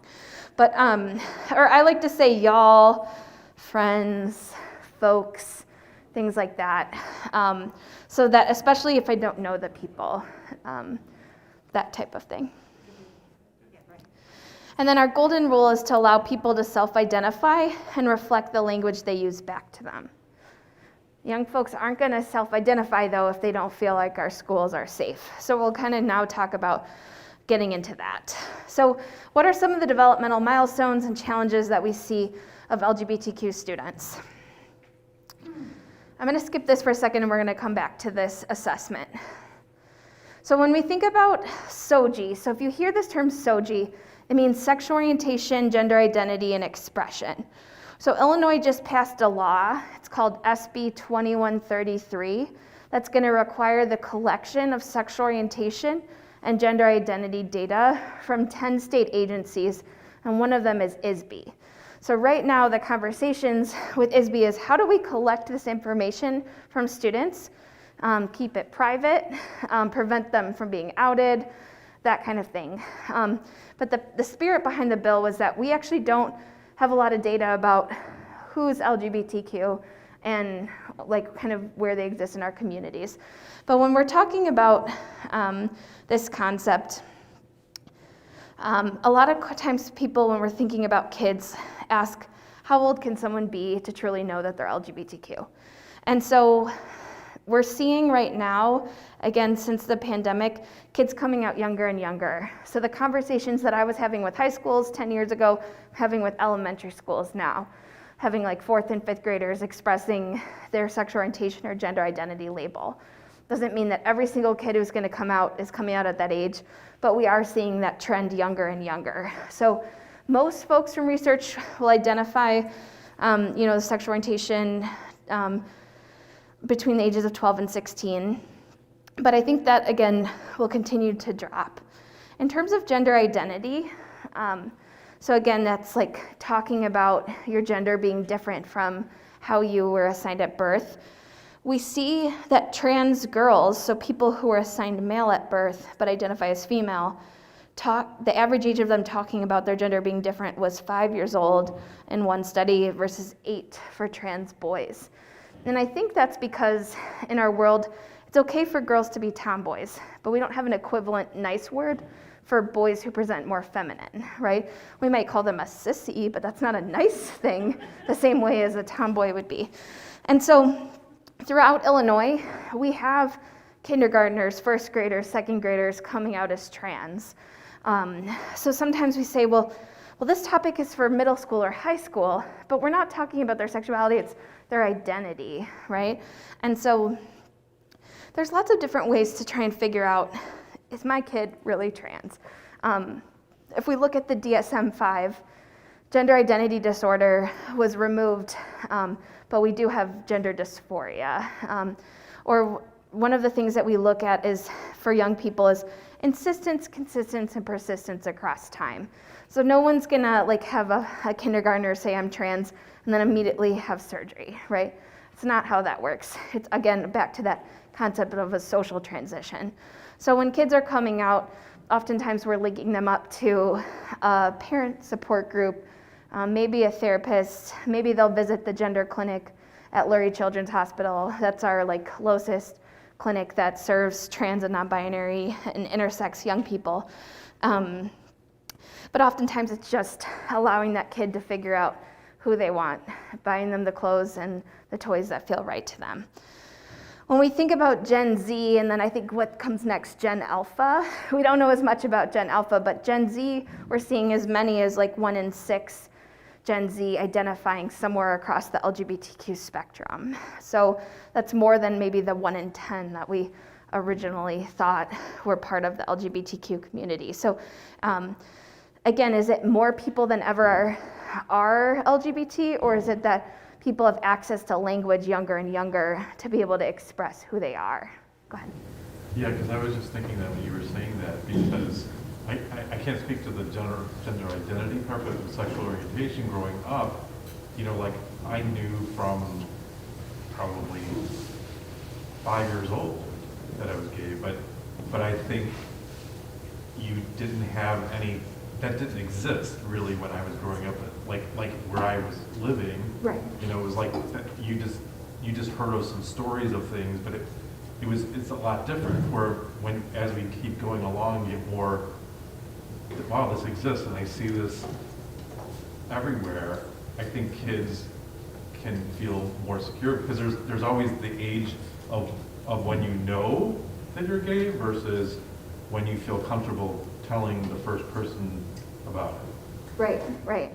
And so, okay, let me summarize that for people watching, of the idea of like, maybe in different generations that compared to now, it's like we maybe knew that we were gay, but the time of when you knew to when you could express it is different. And I think that timeline has shortened a lot for some of our kids. And some of them, it feels like they decided that morning that's their word and they told us that night, right? And then versus, you know, it may be something that people have thought about for a while and then finally share. There's a resource that we use a lot, which is called the Family Acceptance Project. And that's one of the quotes that they talk about of, like, if the average age of kids knowing that they're different maybe is between 8 and 10, and then maybe they're coming out to us at 12 or 13, what are all the messages they're receiving in that time period about their identity? And so sometimes I work with families that are like, their kid comes out and then they're like racking their brain of all the things that they maybe said or didn't say, that kind of thing. So I share this information because I think, especially now that we have this LGBTQ curriculum bill, there's a lot of people that might say, I don't want you to talk to my kid about that. That's not what our house believes. They're too young to know. And really what we know from research is that people know pretty early on. And I always compare it to, like, again, how old were you when you had your first crush? Like, that's still a time that other people may have their first crush, and it could be on with same sex, same gender kind of thing. And then I think the other thing is that when we talk about these topics, we can do that in developmentally appropriate ways. So I'm not going to tell a kindergartner the entire history of like the Stonewall movement till now, right? But I might, if they say to me, you know, Auntie, why are those two boys holding hands? I think they like each other, you know. Sometimes people hold hands when they like each other, you know, like, and you can find ways to say that in developmentally appropriate ways. You might have a family that goes, well, that's not what we talk about in our household. That's when I rely on our district values. Well, our district believes that all people are welcome here. And so there's diverse people in our community and everyone is represented, that kind of stuff. All right, so then pausing to reflect for a little bit, what are some of the unique needs that your LGBTQ students who maybe are blind, deaf, hard of hearing, or have another disability, what are some of the unique needs that they may have that might be different from someone who doesn't have one of those identities?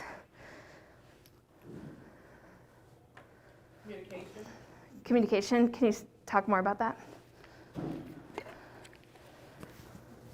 A lot of deaf children don't have access to communication. So they receive the information, but they're not the same. The hearing and deaf are not the same. So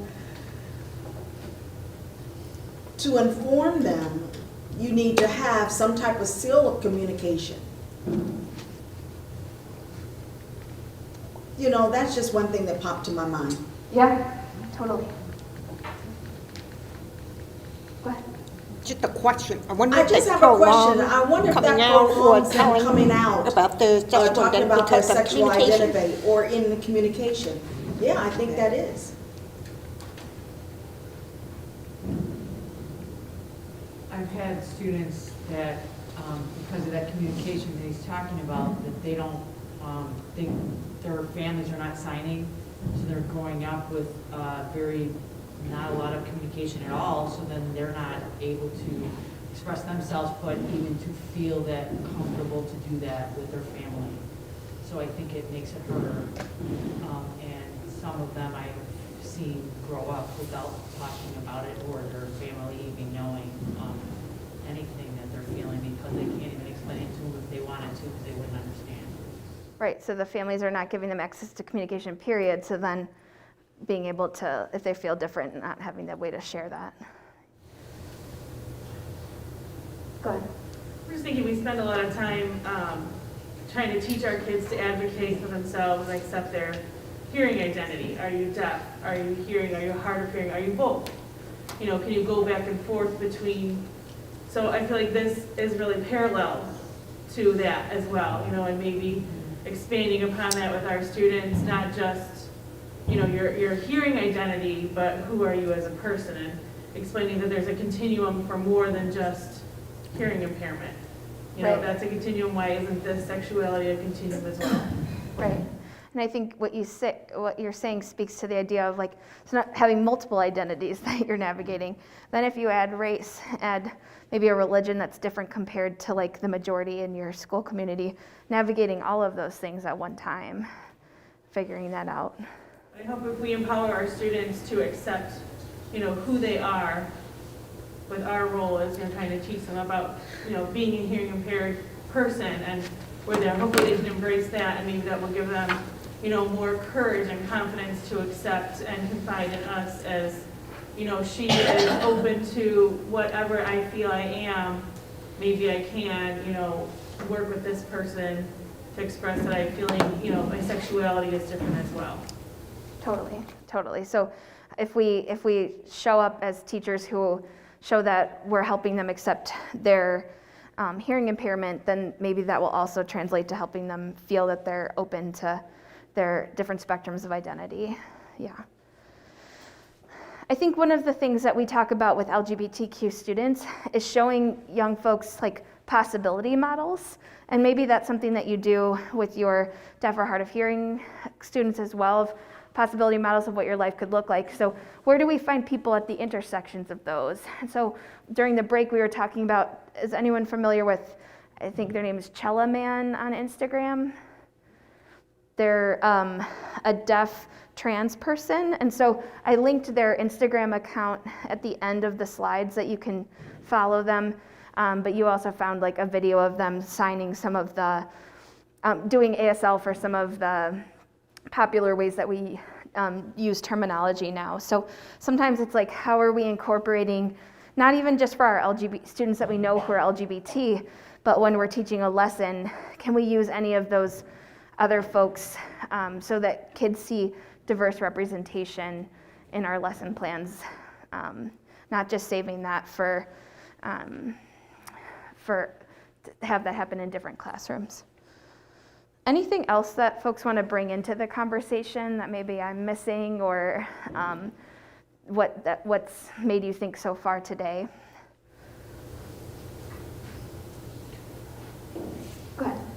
also the other issue for some of our kids that their language, when they don't have it at home and then their language is so delayed, I think it also, their own personal understanding of maybe what they're feeling or what it means, all these things is confusing for them because, you know, they don't have the language themselves to really process it.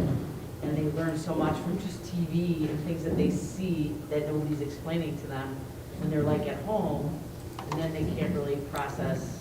So I think it's even more confusing, I think, for them, just in general. So what do you do with that information, or how would you make any changes within your classroom, or? I know for me, I brought it up, I bring up the subject in groups with the kids in the upper grades, and we talk about it and try to explain what it means. And that's why I know that they have no understanding, because some of the questions are so, and then you gotta, you know, you're breaking down the language to try to really make them understand. And then when they see things on TV, they're so confused by what they see and they get it wrong. And they think they know, and then when they say it to you, you're like, wait, where did you see that? Like, no, like that's not, you know, whatever. I can't think of a specific example right now, but so just really trying to educate them and understanding it, and you know, being able to be accepting of others if they're different than them, right, and how they feel themselves to understand it. Right. So regardless, I think of what they see at home, because just the same with anyone, whether they're deaf or hearing, you know, like you talked about already, you know, growing up, every house, you know, their homes are different in their beliefs. But I think same for deaf, but also with that language and understanding piece, it's even harder being able to educate them, I think, and give them a better understanding and help them so they understand. Right. So what I'm understanding is that, like, so figuring out what kids understand about this topic so far, correcting any of that, and then being able to show other examples, because maybe through not having access to communication, not totally understanding all the different conversations that are happening around this topic. Great. Well, again, feel free to jump in if there's any other things that you think of. I'll go through some of this kind of quickly, but just wanted to do some of the highlights of when we're talking about LGBTQ students.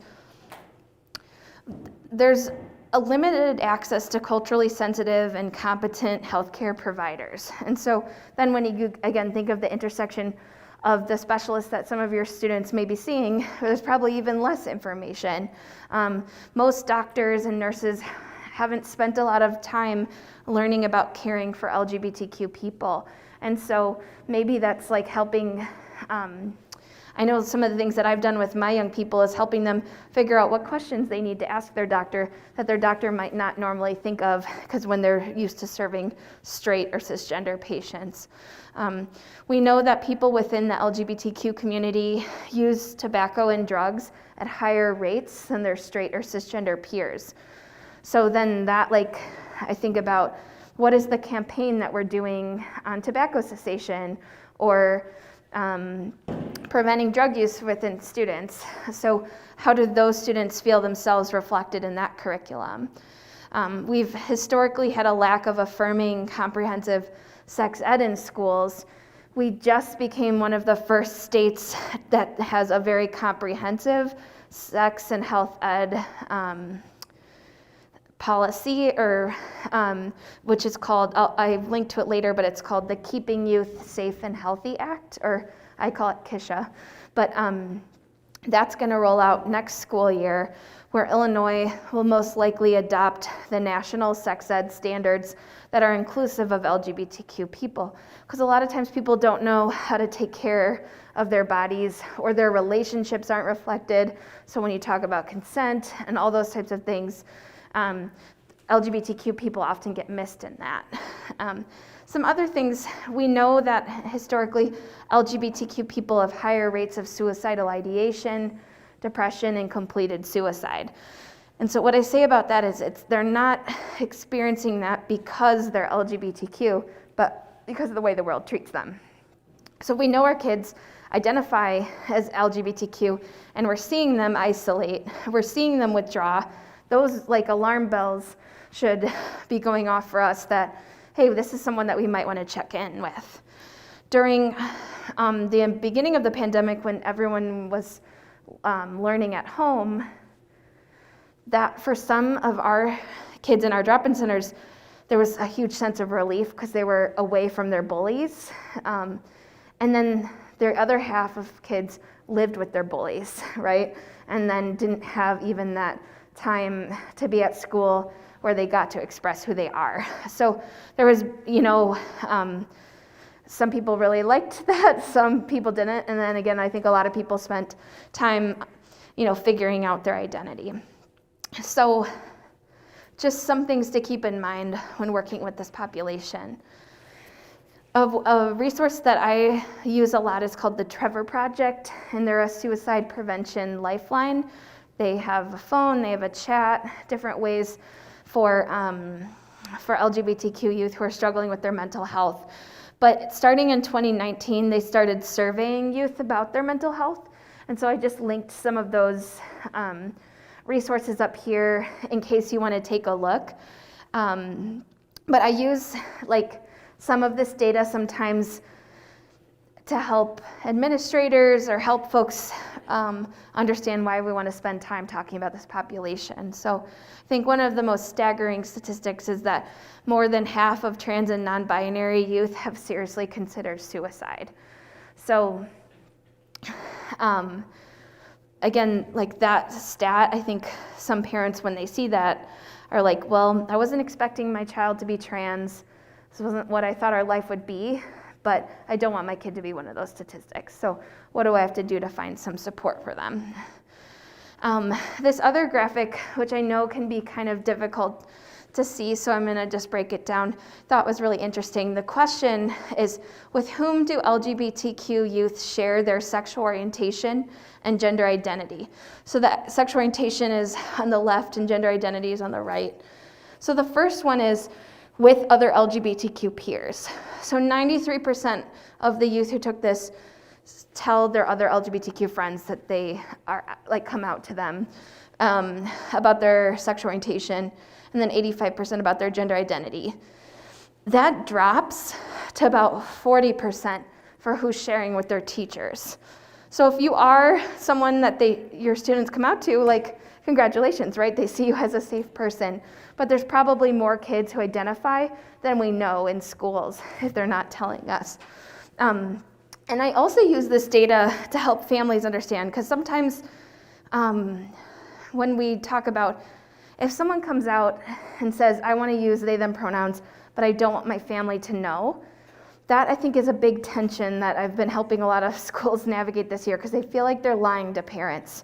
Or I'll hear, if my kid was using they, them pronouns, I would want to know. And it's not that we're gonna never involve the family, but we really don't want to out a student ever to their family, but really letting LGBTQ people share that information with who they want to share that with on their own timeline. Recognizing that, what do we know? They're first going to tell their friends, probably then their teachers, then maybe their parents. Now, we've got some parents that show up over the summer and they're like, my kid's transitioning, we need to do X, Y, Z and get them all ready. And then there's other students that are not ready to bring their families along on that journey. And that's challenging, right? Of how do we support students who don't have parental support at home? And so it's helpful if your district has some type of policy or procedure so that you don't have to make it up every time you go along with each student. But not all districts have an administrative procedure, or this is what we offer to students, this is accommodations they can have without parental support versus this is what they need a parent to sign off for. So in the links that I sent out, one of them is from ISB called Non-Regulatory Guidance for Supporting Trans and Non-Binary Students. And that kind of gives a model or best practice of how you should navigate that. So I use that a lot if your district doesn't have something set in place about this is what we do, using that to say this is generally what best practice is. So we can share more about that, but anyway, I just wanted to show you these. And then you can read kind of more of the information on here. When we talk about home life for LGBTQ students, We know that about half of kids who come out to their families as LGBTQ get a negative reaction. So if we think of young people coming out younger and younger and their brain development, getting that negative reaction at 10 versus 20 can be really different, right? Or if you come out at 20 and get kicked out, you probably have a better chance of finding somewhere to stay versus if you can't, you're like legally not allowed to kick out your 10-year-old. Doesn't mean that it's not happening. But because of that, and that family rejection and that negative reaction, we see a lot of trans and queer young people being pushed into other state systems. So we have an overrepresentation of LGBTQ people in our foster care system and in our juvenile justice system and youth experiencing homelessness. So we've studied and attempted to study youth in Illinois' child welfare system, and we estimate that there's between 20 and 30% of kids in foster care identify as LGBTQ, but we really only think they represent 5 to 10% of the general youth population, so there's a disproportion. We also, looking across the country, if we think about 7% of youth are LGBT, up to 40% of LGBT youth who are, up to 40% of youth experiencing homelessness identify as LGBTQ. So again, why do I share all that? We can prevent these things by having welcoming schools, right? And having communities where kids feel connected. So I spent a lot of my career working with youth experiencing homelessness, particularly LGBT youth. And so I really want to see that number go down. And so how do we do that? And I think it's like some of the school culture and climate stuff. So, all right, let me check our time. So when we think about what's happening in our schools, we don't have a ton of data about LGBTQ people. I referenced the Illinois Youth Survey, and so they just published the 2020 results. So that has some data about, like that breaks down gender around folks who are trans and non-binary. This data was taken right before the pandemic started. So, we didn't survey as many kids as we wanted to because a lot were supposed to be taking that survey in the first couple weeks of March 2020. But so that's the most recent data, and it's pretty disturbing around youth mental health, and I don't even want to know what it looks like now.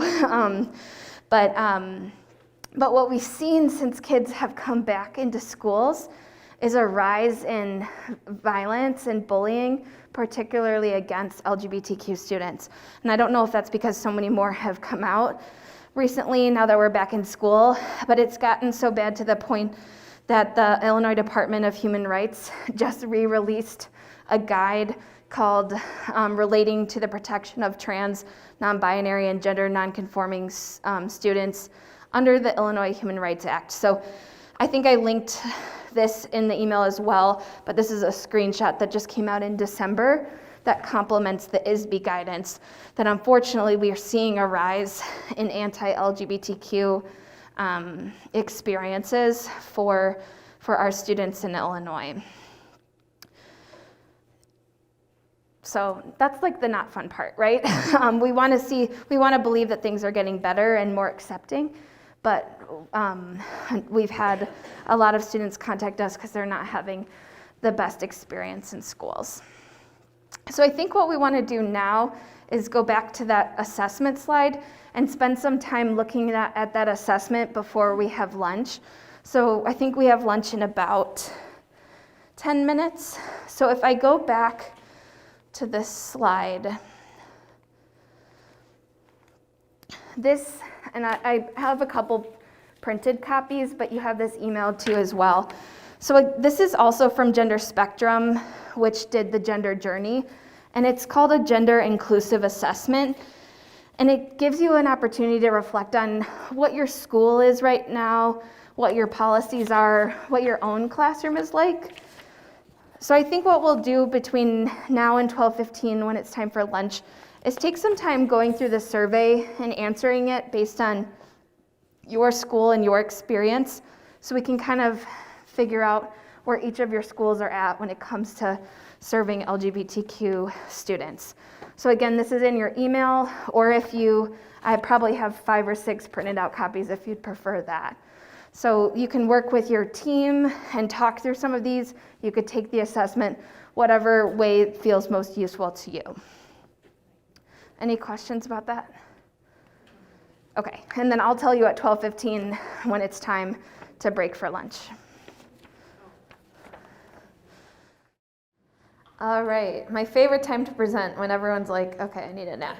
So I'll try and keep it exciting. So we've learned a lot, hopefully, today, talked about some concepts, and my hope for the last part of this is that we're going to leave with some tangible tools that we could actually use in our classrooms, right? It's enough to talk about theory, what's happening, all that kind of stuff. So let's reflect a little bit on the assessment tool. What was your experience answering some of these questions about your own school or your own classroom practice? I got stuck on the first one, that I didn't know where to find our board policy about that. So when we did find it, luckily, it doesn't have that inclusion in there, but literally I couldn't even go on to the next question because it took me so long to find where that was reported for our own co-op. Perfect. So the first question was, does your school, district, or board have policies that are created or posted about safety policies that explicitly name gender identity and expression as protected classes? And so what you said was, I couldn't even find them anywhere. And then I tipped you off to look at the board policy under 710, equal access.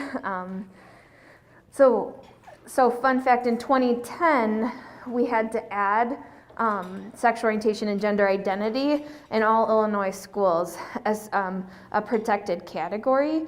So all of your schools should already have that as part of their policy, but whether or not that we know that it exists can be one of the problems. And so coming from the perspective of students and parents, how do they know to find that there, or that your school would even do that? So, that's a good thing to kind of learn about and figure out. If I'm putting myself in the position of a parent, how would they know what our school's practices are?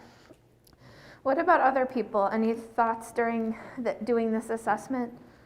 Go ahead. We're doing a terrible job. I think there's been a lot of focus recently on race and, getting race into your curriculum and books and posters and, all over the place. And so I think that's happening okay.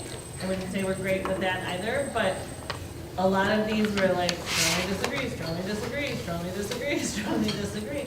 But I think it lets you know this is a really good guideline to go back to and say, like, what can we do to improve? How can we make this better? And to start the discussion at least. Thanks for that reflection. So the idea, you're like feeling like after looking at this, oh my gosh, we're not doing a good job. And I appreciate you bringing up like sometimes like the DEI work. Sometimes we forget to also include LGBT students in that diversity, equity, and inclusion work. So if your district's like either has an equity director, or a lot of districts have recently hired one, this might be something to bring them into the conversation on as well, sharing this link. I always, if you ever lose this, I just Google ISB transgender, and then the website comes up pretty easily that has all of these resources that the state has kind of vetted and thinks is helpful. Does anyone identify something that your district is doing well that you want to share?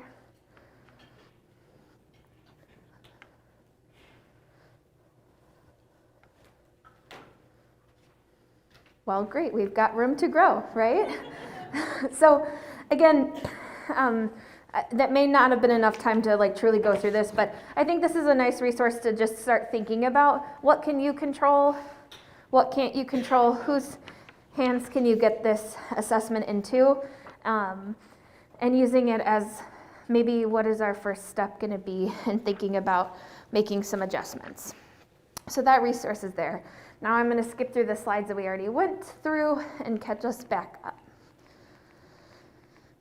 All right, so when we left of like what's happening in our schools, I think some takeaway points that I would say if someone, caught me in the elevator and was like, give me your pitch of what are we seeing in Illinois schools. I think the biggest trends is that more kids are coming out than ever, coming out younger than ever, and there's different perceptions of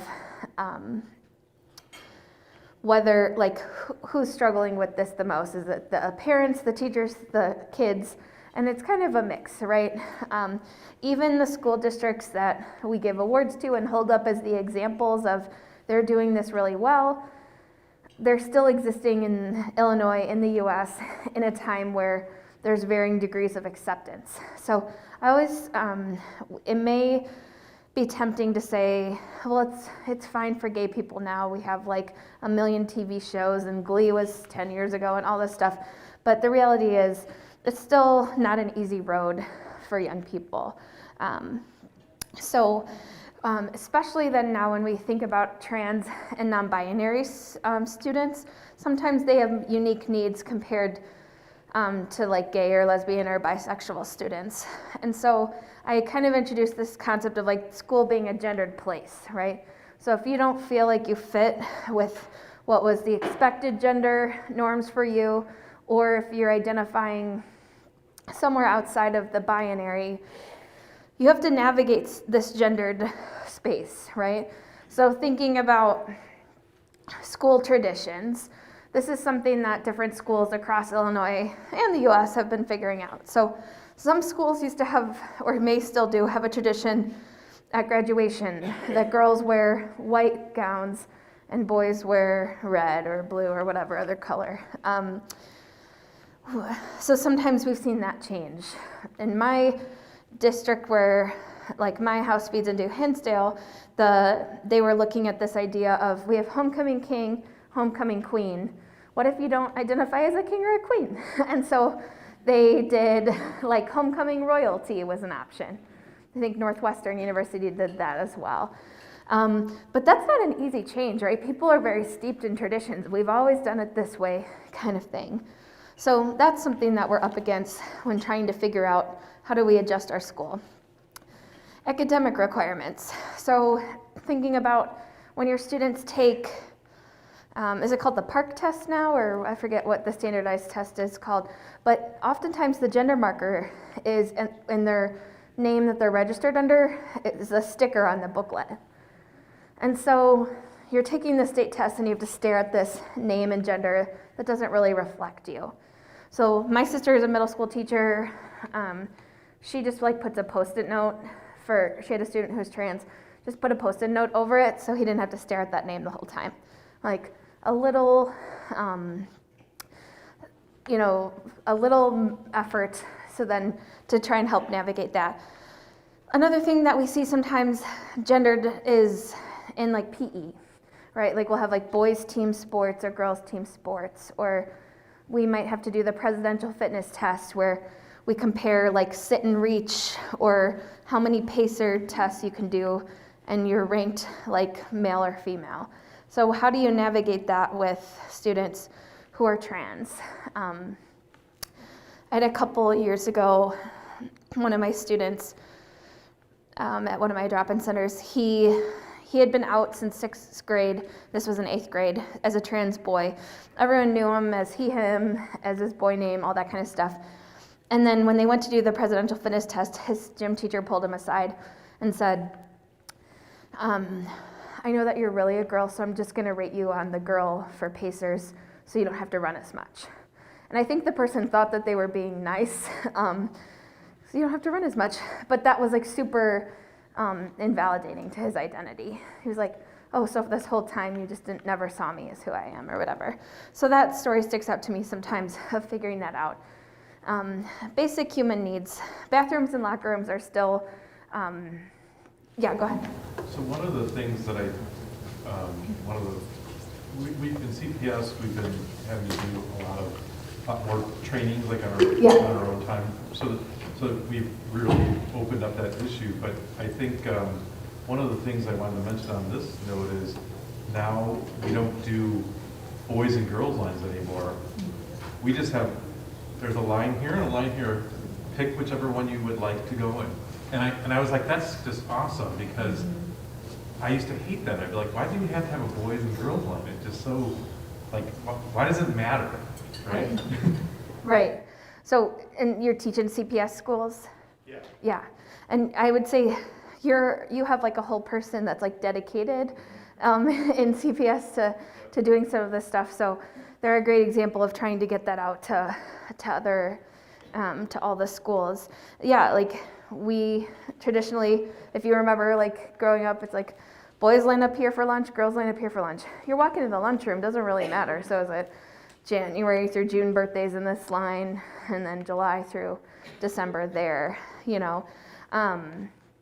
So, but again, that again is steeped in like, that's just what we always do. And so sometimes like calling attention to that, is there something we can do? Now then the question is, with or without parent or guardian support? And that's where the stuff can get challenging. And different districts have kind of approached accommodations that you can make for students in a variety of ways.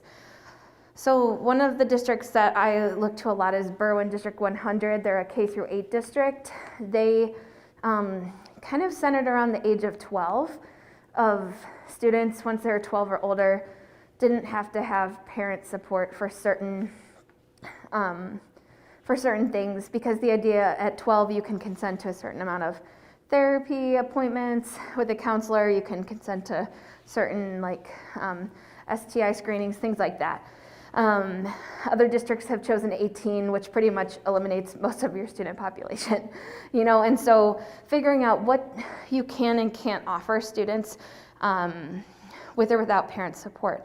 So one of the ways that we figure out what students might need is using things like gender support plans. So again, this is a PDF in your email, and it's a 5-page document that was created by Gender Spectrum to help us think through, if someone's transitioning, what are some of the things that they might need in school? So if you look at that document, it asks questions around like confidentiality. Who gets to know that you're trans?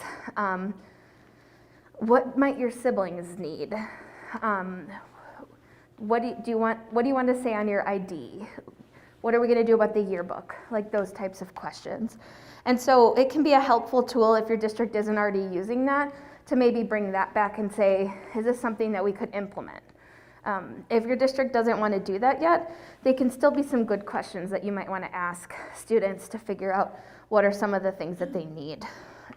I often think about Maslow's hierarchy of needs, and like if kids don't have a place where they can go to the bathroom and don't feel like they can feel comfortable to eat and drink in school, they're not going to self-actualize and learn in our classroom. So we want to make sure that those basic needs are met. So using something like the gender support plan could be a way to make sure that we have some of those basics met. What was your question? Are there any laws that are in the works to determine some of this? Or like the initial, what you were talking about, like how about 12-year-olds and those kind of things, like, we do have them for consent for things like abortion and things like, like as a social worker, there's things that I don't have to disclose to the parents, but is there anything that you're aware of? Or so right now, what ISB has like issued is guidance, but there isn't anything that's being proposed like legislatively to say like you can do this or you can't do that on the like depending on age. So, but I would use the guidance. The guidance is best practice. So, I mean, ideally, regardless of age, students should be able to be like affirmed in their identities. But I think there are certain questions around like overnight trips and like including family on that kind of thing, or. But like I would think if they're making it 18, it's because the district, are they afraid of being sued by the parents or something? Yeah, I think. You know what I mean? It's a lot of like CYA, like, fear of what can minors consent to, kind of stuff like that. So I really suggest reading the ISB guidance because it can be helpful in determining, what we might do in the absence of having a specific procedure in your building. Any questions? Is anyone aware that their district is using a gender support plan? Your district is? What district are you in? Homer? Yeah. Well, that's great because we're going to have a new drop-in center by you, so we'll have to connect and talk more about that. All right. Oh, here I have a screenshot. This is what the beginning of the support plan looks like. So I've seen some districts, they've made their own, or they just use this. I've mentioned Lurie Children's Hospital. That's our gender clinic for like the Midwest, and they often give these out to families. So you might have a parent show up and say, hey, we talked as a family. This is what we want to see happen for our kid. Or sometimes we'll fill that out together. So I think there's a lot of questions, right? Like, can we change a student's ID without their parents consenting to that? And I would say, yeah, you give them a student ID with the name that they want. Can you, but if they're taking driver's ed, when they go to get their permit, they still have to use their legal name because that's like a legal document. But while they're in the car with you practicing driving, you can call them whatever name they want to go by. So there's different things like that you'll want to figure out. So I really recommend taking a peek through there. All right. So this is an example of what we did in District 87 to train. So this is like the Glenbard High Schools, if you're familiar, in DuPage. When we were training staff, this is what we did for their building. So we wanted to make sure that accommodations were communicated clearly to students and families. So sometimes students get like an agenda book or something, like their calendar for the year that has all the school policies. So we added something to let them know if you need support, reach out. So then students or families can identify their need. And then if the student consents, they can, we would encourage teachers to contact their school counselor to set up a student support plan meeting. And then students will meet. In this district, they use their assistant principal and their school counselors. They can meet and create a gender support plan. They try to include families whenever the students will let them. And then the team determines, what the plan's gonna be. So maybe that student wants to leave a few minutes early to go to the bathroom to change for PE, something like that, or they want to use an athletic locker room. And then the team together determines how the information is shared, and then they check back within the student throughout the year to see how that's going. Yeah. I have two questions. First one, would this be separate from a 504 accommodations plan? Second question is, majority or most of all of our students are IEP kids, and would this be something that would be together with the IEP team when we do annuals? Or would this be just entirely separate from an IEP team? Yeah, so the question is this similar to a 504 plan? Do you put them together? Do you do this during the IEP meeting? And I think that, I would say, what does it make sense for your district and your school? A lot of people compare the gender support meeting to a 504 because people can conceptualize what that is. So I think that's something that each district has to figure out where they want to store this information. Kind of thinking it as a parallel process, so you might do it all in one time because that's when you have all the family there together. Just really depends, I think, on the situation. Would anyone see that as like a pairing or would want to keep them separate? What are your initial thoughts? Ask the student. Yeah. So like I had a student who his family, he was a senior, and they were about to have the IEP meeting, and family is not supportive of him being trans. And so what they did was, like, the school counselor met with him before, and they agreed on like what name and pronouns to use during the IEP meeting so that parents wouldn't get aggravated, because this kid was just like, I want to get out of school and just be done, like this is my last meeting. And so so they used like the old name and the old pronouns, and then the kid got some space to decompress after the meeting with the counselor, you know. And so sometimes we have to be like at odds with like maybe what parents want, but how do we support the young person? And so that kid felt like for his own survival, that would be the best option. It doesn't feel good to like misgender somebody and call them a different name, but that's what that kid felt would work best for his family. I'm not sure if this has changed over the years, but I remember even as I was a kid with an IEP, I was not invited to those IEP meetings up until I was, I want to say like late middle school, maybe 8th grade if I remember. So if we have kids that are identifying themselves much younger, how do we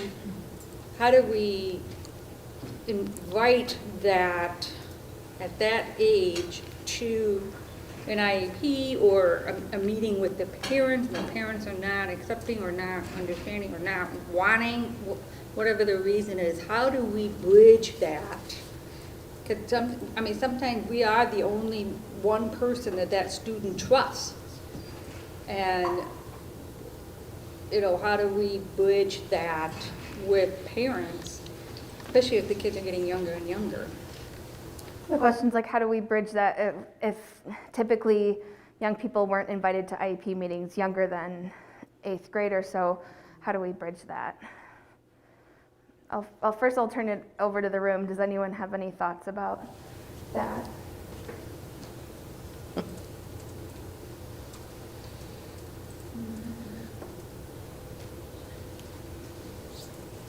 I've requested from my team, if the student asked to attend, if they could be invited before that typical 8th grade year, and my district's always supported them attending as long as the parents are comfortable with it. So maybe just asking and, you know, getting it out there and getting everyone's feelings. Yeah, so your district has allowed you to ask students younger than 8th grade if they want to attend. I think the key takeaway around, if we were talking just gender support, is that I would only involve the parents if the student gives me permission, regardless of their age. But at the same time, there might be certain accommodations that I can't offer to them without parental consent, right? So maybe I'll let anybody change in the nurses' room. I don't have to tell parents. Like, we have the 2 locker rooms, or you could change in the nurses' room. You don't have to have parents. But if I'm gonna take your kid and put them in the locker room that matches their gender identity, a lot of schools aren't at the place yet where they're gonna just put that kid straight into that locker room without parental consent, right? Maybe we will be in 5 years. I don't think most school districts are there yet.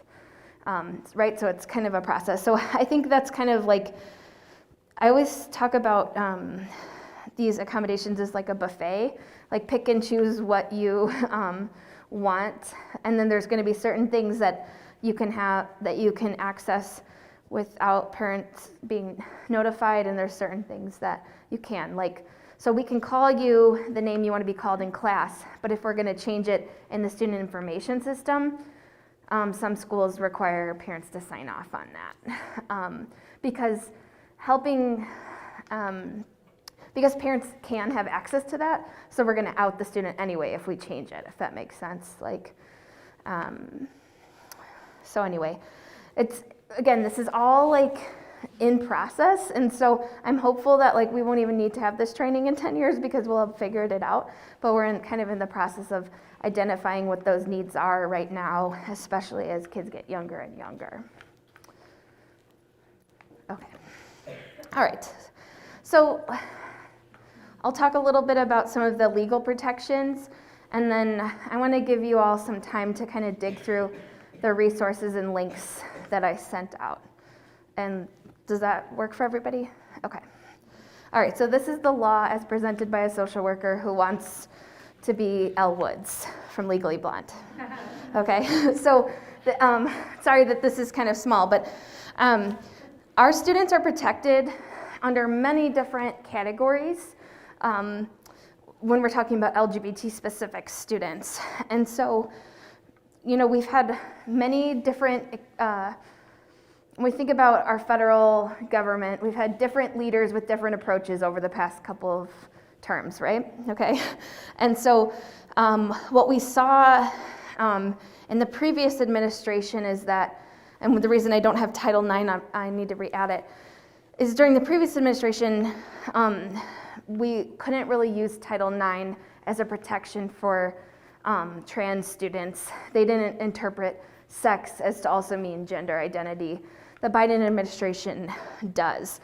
So federally, some of the protections that we know our LGBT students have are under FERPA, under the Equal Access Act, and now under Title IX. And so, like when we think about utilizing FERPA, a student's trans identity is also seen in a similar way to like a medical diagnosis. So just as you wouldn't share a medical diagnosis about a student, you also should not share that someone's trans.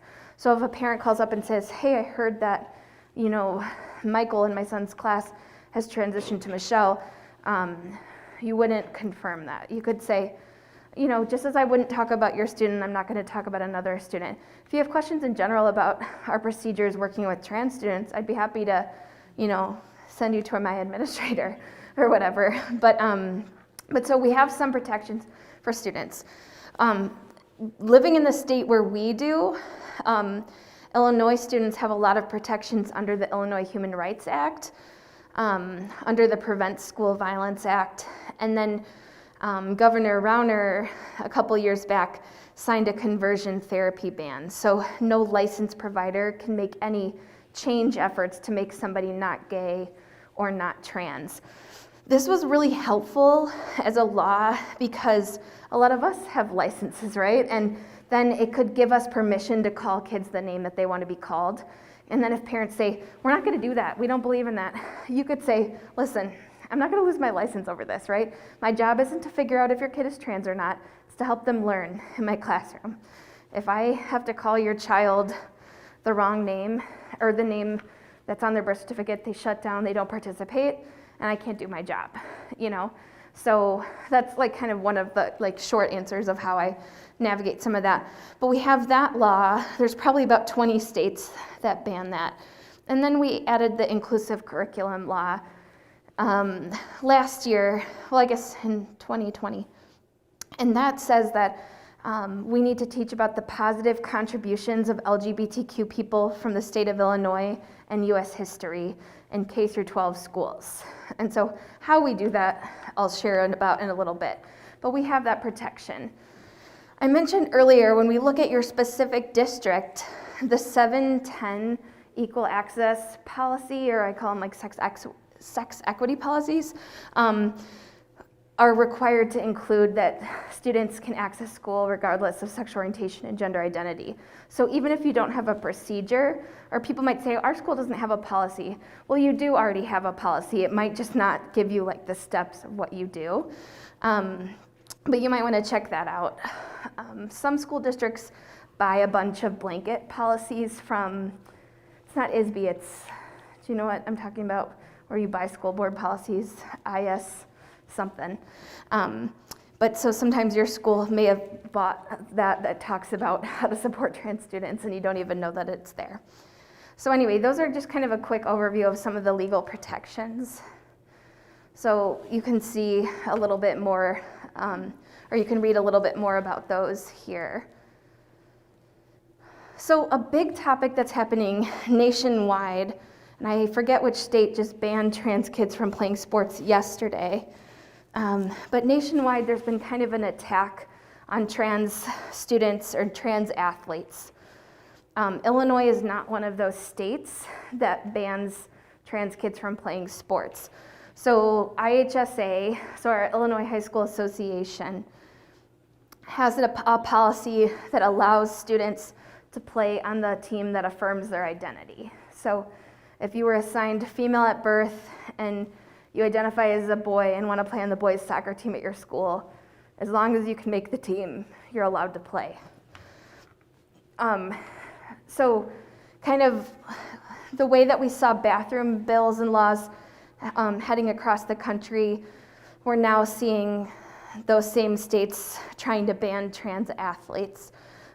So I always try to keep our kids informed that we're not one of those states. If they want to play, they can play. And there's a resource here that I linked. It's called Changing the Game that GLSEN, which is the Gay, Lesbian, Straight Education Network, put out for coaches and PE teachers and things like that. So if this is a topic that's coming up in your building, Changing the Game might be a resource that you want to check out. And these two photos here represent trans athletes who've had really different experiences. So the person on top is a trans man wrestler named Mac from Texas, and he knew he was a boy, wanted to play on the wrestle for the boys team, but the state of Texas wouldn't let him. So he ended up winning state in the girls division. And if you watch the clip on YouTube, if the sound of the clip, you can hear the crowd booing him because they were transphobic and pretty horrible to him. He had a pretty bad experience, and I think there's a documentary about him on Hulu. So we don't want to be that state, right? We want to be the state that helps kids feel included. This person below is Skylar Baylor, and he was the first out Division I men's swimmer at Harvard. And so he was assigned female at birth, transitioned to male, and swam for Harvard. And so he has a pretty cool story. You can follow him on Instagram. His handle is called Pink Manta Ray. But he does a lot of talking about being trans and being an athlete. So I share all that just because the national conversation right now is centered around this. And so some of the ways that I approach this conversation with people is why do we have kids play sports? Winning is awesome, all that kind of stuff. There's a lot of things that kids get out of playing sports, like teamwork, meeting other people, connecting with their school, feeling. Sometimes you have to learn time management because you have to make it to practice and do your homework, all that kind of stuff. So I've been really proud at the way our state has handled this, and so just making sure that kids know that if they want to play, they can play. All right, so our inclusive curriculum bill. So this was first called House Bill 246, and now it's a public act. And we're one of about 7 states that has this bill. And so again, it provides that folks working in K through 12 public schools should be teaching about the history of all people from protected classes in the Human Rights Act, including learning about the positive contributions of lesbian, gay, bisexual, and transgender people in the history of this country and this state. So that's what the mandate is, but there's not a lot of instructions about how we roll this out. So this also came out right in the middle of the pandemic. So schools have been focused a lot on other things besides this mandate. So then what do we do? What do we teach? I didn't learn about LGBT people in my school growing up, so we have a lot of catching up to do, right? We have to learn about the people so then we could teach about the people. And there's really there's not a specific curriculum, there's not specific guidelines that you're supposed to hit, that kind of thing. And so we don't know yet how we'll be evaluated as school districts of if we've met this mandate. But ISB has partnered with a couple of different resources to start thinking about how we can incorporate this, again, at a developmentally appropriate way. So it might be easier to talk about this to 12th graders than it is to kindergartners, right? So what do? So in some of the handouts I sent out, there's a couple guides for different places that you could get lesson plans. I also included a PDF of like how to answer what does gay mean, like in an elementary school way. So that might be something that interests you, that kind of thing. Okay, so a couple other legal updates, and I just need to pause to have a drink real quick.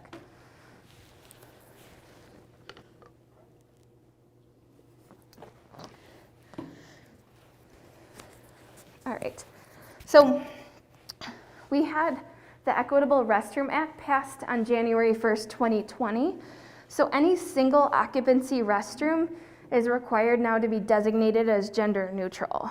And so if you have single occupancy restrooms in your school, they should have some type of sign. Now, they may say like unisex, that's fine. This is one of the ones that I prefer, just like toilet, and if it's accessible, but it kind of depends. So, you know, where I used to work in Naperville, we got these signs put up on all the single stall restrooms in the city. So if you're in Naperville in the parking garage, look at the bathroom next time you're there. Or like whenever I'm out at Starbucks and they haven't updated these signs, I always tell the baristas and they're like, okay lady, like take your pumpkin spice latte and get out of here. But so anyway, so that was passed. Then to speak about gender multi-stall bathrooms, right now there's been some legislation to, if a venue wanted to have a multi-stall gender neutral bathroom, there's some legislation that's trying to be passed so it could be optional. It wouldn't make it so that there's no more gendered bathrooms anymore. It would just give, amend the plumbing code so that people could offer that. So if you ever go out in like Boys Town or North Halstead, now that they call it, some of the bars already have these where like the restroom, it's like the door goes to the ceiling. There's no, seeing above or below. And so you just walk in, there's a stall, and then you walk out and everyone washes their hands together. So we'll see if that law gets passed. But right now, the gender neutral ones, or the single stall ones should be listed that way. And then I mentioned the Keeping Youth Safe and Healthy Act. So this is our sex ed curriculum, which is the law was just changed. So some of the things to note about that is that it creates for the first time personal health and safety standards for grades K through 5.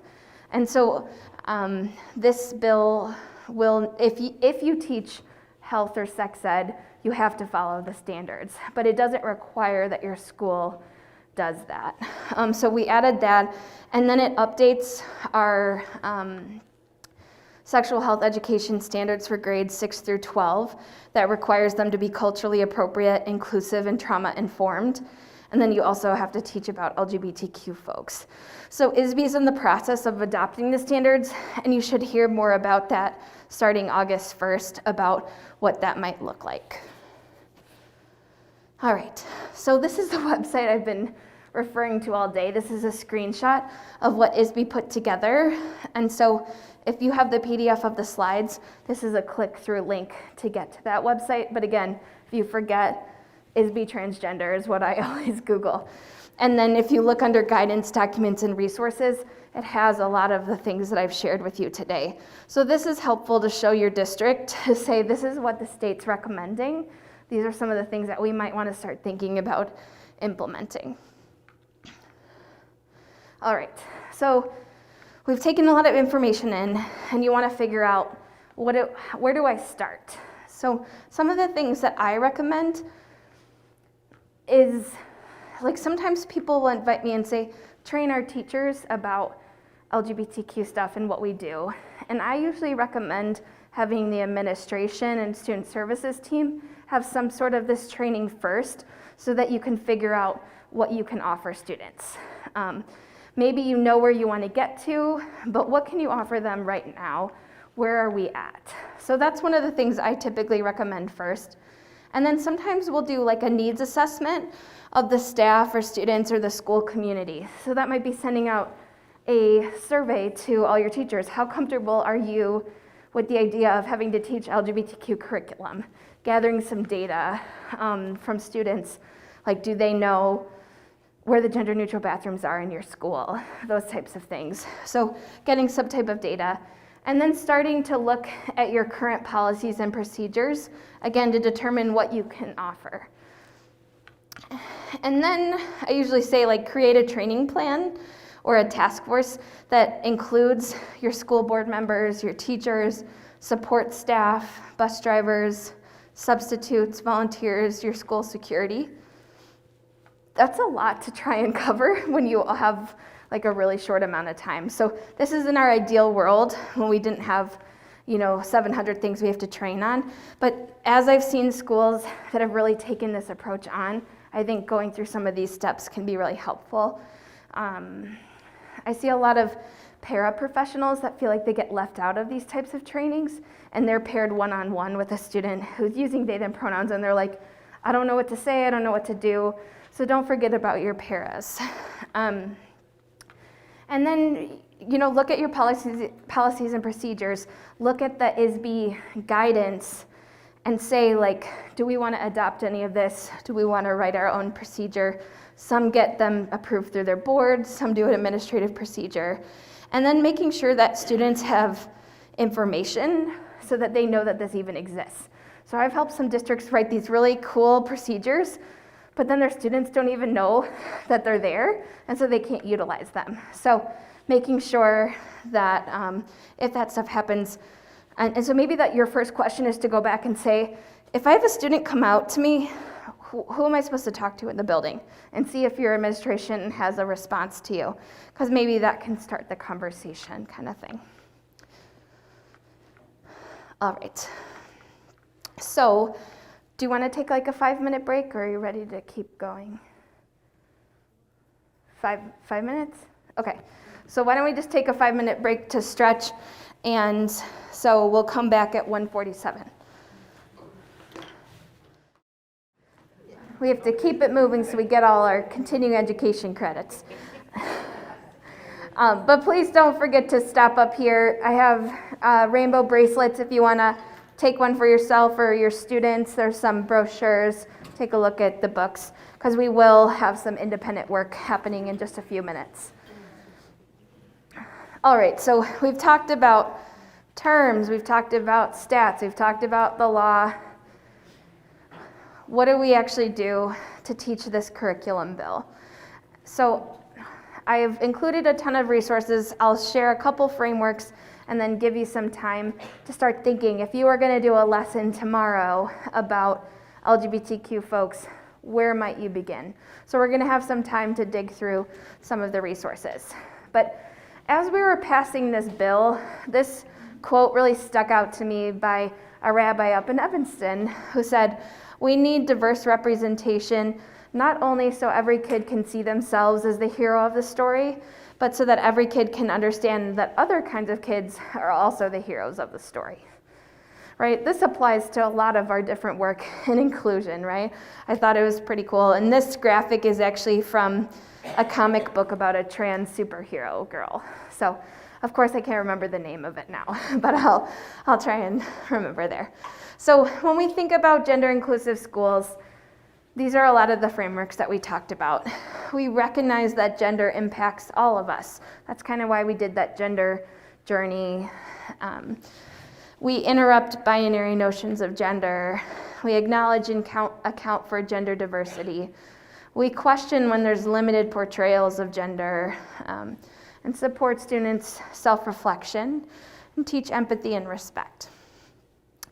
So some of the best practices, some of these are pulled from one of the documents from ISB, and some of them are from, if you used to look at teaching tolerance, now they're called Learning for Justice, but similar website.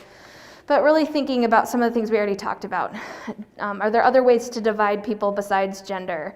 Or can we eliminate use of gendered language by having more inclusive language? Can we try and, set more affirming expectations at the beginning of the school year? Different things that you might consider when thinking about how to make your classroom more inclusive. Some other things, kids look for oftentimes visual cues or signs within the classroom that you're a welcoming person. So do you have a rainbow up in your window? If you can see my laptop, I include like all my different stickers, or maybe on your lanyard you have something that says I'm an ally. Kids are looking for that type of information. I would never encourage a school to put a rainbow up on every single classroom, because then it doesn't really mean anything anymore. But like one of my friend's schools, she teaches at Waubonsie Valley High School, and they had their student LGBT club, their GSA, created a teacher ally pledge, and they emailed it out to everybody. And for teachers, if they wanted to commit to like XYZ things to be an ally, then the GSA students would come and present them with a rainbow sticker that they could have up in their door. And so that was a campaign. So that was a way to get students involved and help educate the faculty. So are there different things up in your classroom or your office that represent folks with diverse identities? So that's one tip. I'm going to skip through some of these. So, okay, where do we begin? It really depends on the age that you work with, but I've just put a ton of different resources that I've looked through and that I like that can help us think through what are some of the ways that we can incorporate teaching about people who've made positive contributions in history. So I'll highlight a couple of them, and you're going to get to spend some time looking through some of these resources. So one of the first things I'll share is that California had this bill before us, and so the NEA of California wrote an article about what they wish they would have known when they implemented it. So there's a link to that here, if that's where you want to begin. For those of you who like podcasts, and I do believe there's transcripts of these, the Making Gay History podcast or the book Making Gay History interviewed a lot of queer and trans people from history that most have since passed away. All of the interviews were conducted in 1989, and then they just re-released them as a podcast over the past couple of years. So Making Gay History is a good way to learn about some of those people, and the creator of that has partnered with an organization called History Unerased, and they have K through 12 LGBTQ history curriculum. So that might be a place that you could start. GLSEN is a great resource as well. So I have these two linked at the bottom here. GLSEN stands for Gay, Lesbian, Straight Education Network. And so they have lesson plans for all ages, all different types of grades. An Instagram account I like to follow is called Gender Inclusive Classrooms. And so they give a lot of tips, things like that. And you can kind of take a peek. If you are geared more towards the elementary school, I would spend some time on the Welcoming Schools website. So that's linked up here. And then I think I have it right here of some elementary appropriate lesson plans. Another resource to know is the Legacy Project. And so if you've been downtown Chicago and you've seen kind of like those gold statues, it's an outdoor museum that dedicated to LGBTQ people from history. And so if you walk down Halsted Street, you can see these like kind of gold rainbow towers that have, it's like an outdoor museum. So sometimes people have taken their students on like a field trip to go look at that. But the Legacy Project put out 2 videos about people who've made positive contributions in history. So you can take a peek at that. And then the Illinois Holocaust Museum just opened a new exhibit called Rise Up, and it's called From Stonewall Till Now. So Stonewall is what we often consider like the birth of the LGBTQ rights movement. And so they have, I think, over 180 artifacts from the LGBTQ rights movement. And you can take this virtual field trip to your school. So it's geared towards 6th through 12th grade. And you can either do it, like watch the video on your own, or they can send like a docent virtually. So this could also be another resource to check out, whether you go and see this in Skokie or have them virtually come to you. So what we're going to do now is just give you some time to like digest what you've learned, look through some of these resources, and see if any of them could be helpful for you in implementing a lesson or a practice within your classroom. So let's see what time it is. Almost 2 o'clock, and we're going to end at 2:30. So it's not a ton of time, but would just 20 minutes work to take some time to look through these, and then we can have the last 10 minutes to wrap up together? Yeah. Okay. So it's kind of just go, enjoy, look up some of the things, maybe follow some Instagram accounts that you learned about today, and start thinking with your teams that you came with, what are some of the things that you might do to make your classroom more inclusive?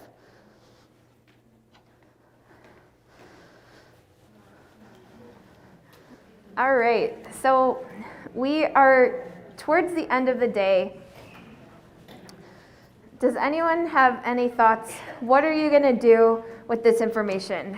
Do you have either a lesson plan or something that you wanna do in your classroom to make it more inclusive of LGBTQ students?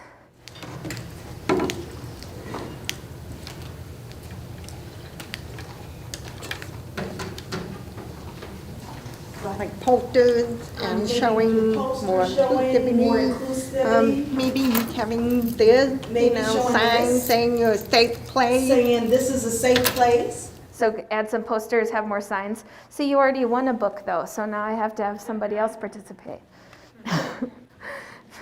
Anyone else want to be our last book winner and want to share what you're going to do in your classroom?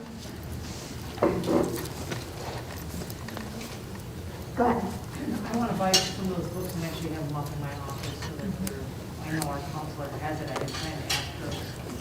I saw she has some of those books we have over there, and I thought that was some of the ones I was using to do, or ones that I thought if I could get them up so that they're seen in my office. I thought that would be Great, great. So buy some books. Well, this is your first book for that collection. You can come up and win this. Some of the books that I didn't bring with me today that I want to highlight. This book up here, it's called A Queer History of the United States for Young People. This is a really great read if you're going to start somewhere and want to learn about some of these people. I would recommend this one. I think I have the adult version here. It's A Queer History of the United States. But like pink is more fun, right? So get the young adult version. And then the other book that I always give away, so I don't have a copy right now, is called The Transgender Teen. They have one called The Transgender Child, so either a green or a purple cover. I give that to everyone when their kid comes out. I think it's like recommended reading, required reading. So it's called The Transgender Child. I think I have it linked later in the slides, but those are the two books that I would start with. So anyway, let me just take you through what's in the rest of this, and then we'll be good for the day. If you signed in and you registered on the link, you'll get the evaluation, and that will trigger you getting your PD. So the evaluation will be emailed to you. So there's some information about how do we respond to concerns. So you could take a look at some of that later. Some other resources. So this sign in and of itself, I've seen a lot of schools add this as one of their posters around their classrooms. So if you Google that, you should be able to find that. I saw that. I did a training at my middle school that I grew up in, and I walked in, and that was the first thing that the secretary had, and it was just like, it felt like, I'm like, oh my gosh, so much has changed, right? So that might be one that you pick. There's more information about my organization, Youth Outlook. So again, if you have students who are looking for connections, feel free. We have a virtual group for 12 to 20-year-olds on Tuesday nights, and then 18 to 24 on Wednesday nights. Or they can come in person to some of our drop-in centers. If you want to grab any brochures from, you're welcome to do that. So knowing that exists, because I think one of the things that folks talked about at the beginning was what's a safe place for kids to connect. So I'll tell you some of the Illinois resources and then the online ones. So this is my old organization, 360 Youth Services. So if you have youth experiencing homelessness, this would be a good place to check out. Some of the other LGBT youth orgs, Youth Services of Glenview Northbrook, if you're up in that area, they have some virtual as well. And then the Kenneth Young Center, which is in Schaumburg and Elk Grove Village, they have a new LGBT center as well. Okay, one of my favorite organizations is Q Chat Space, and this is no video, it's only typing. And so it's an online support group for LGBT teens ages 13 to 19, and it's facilitated by people who work at organizations like my own.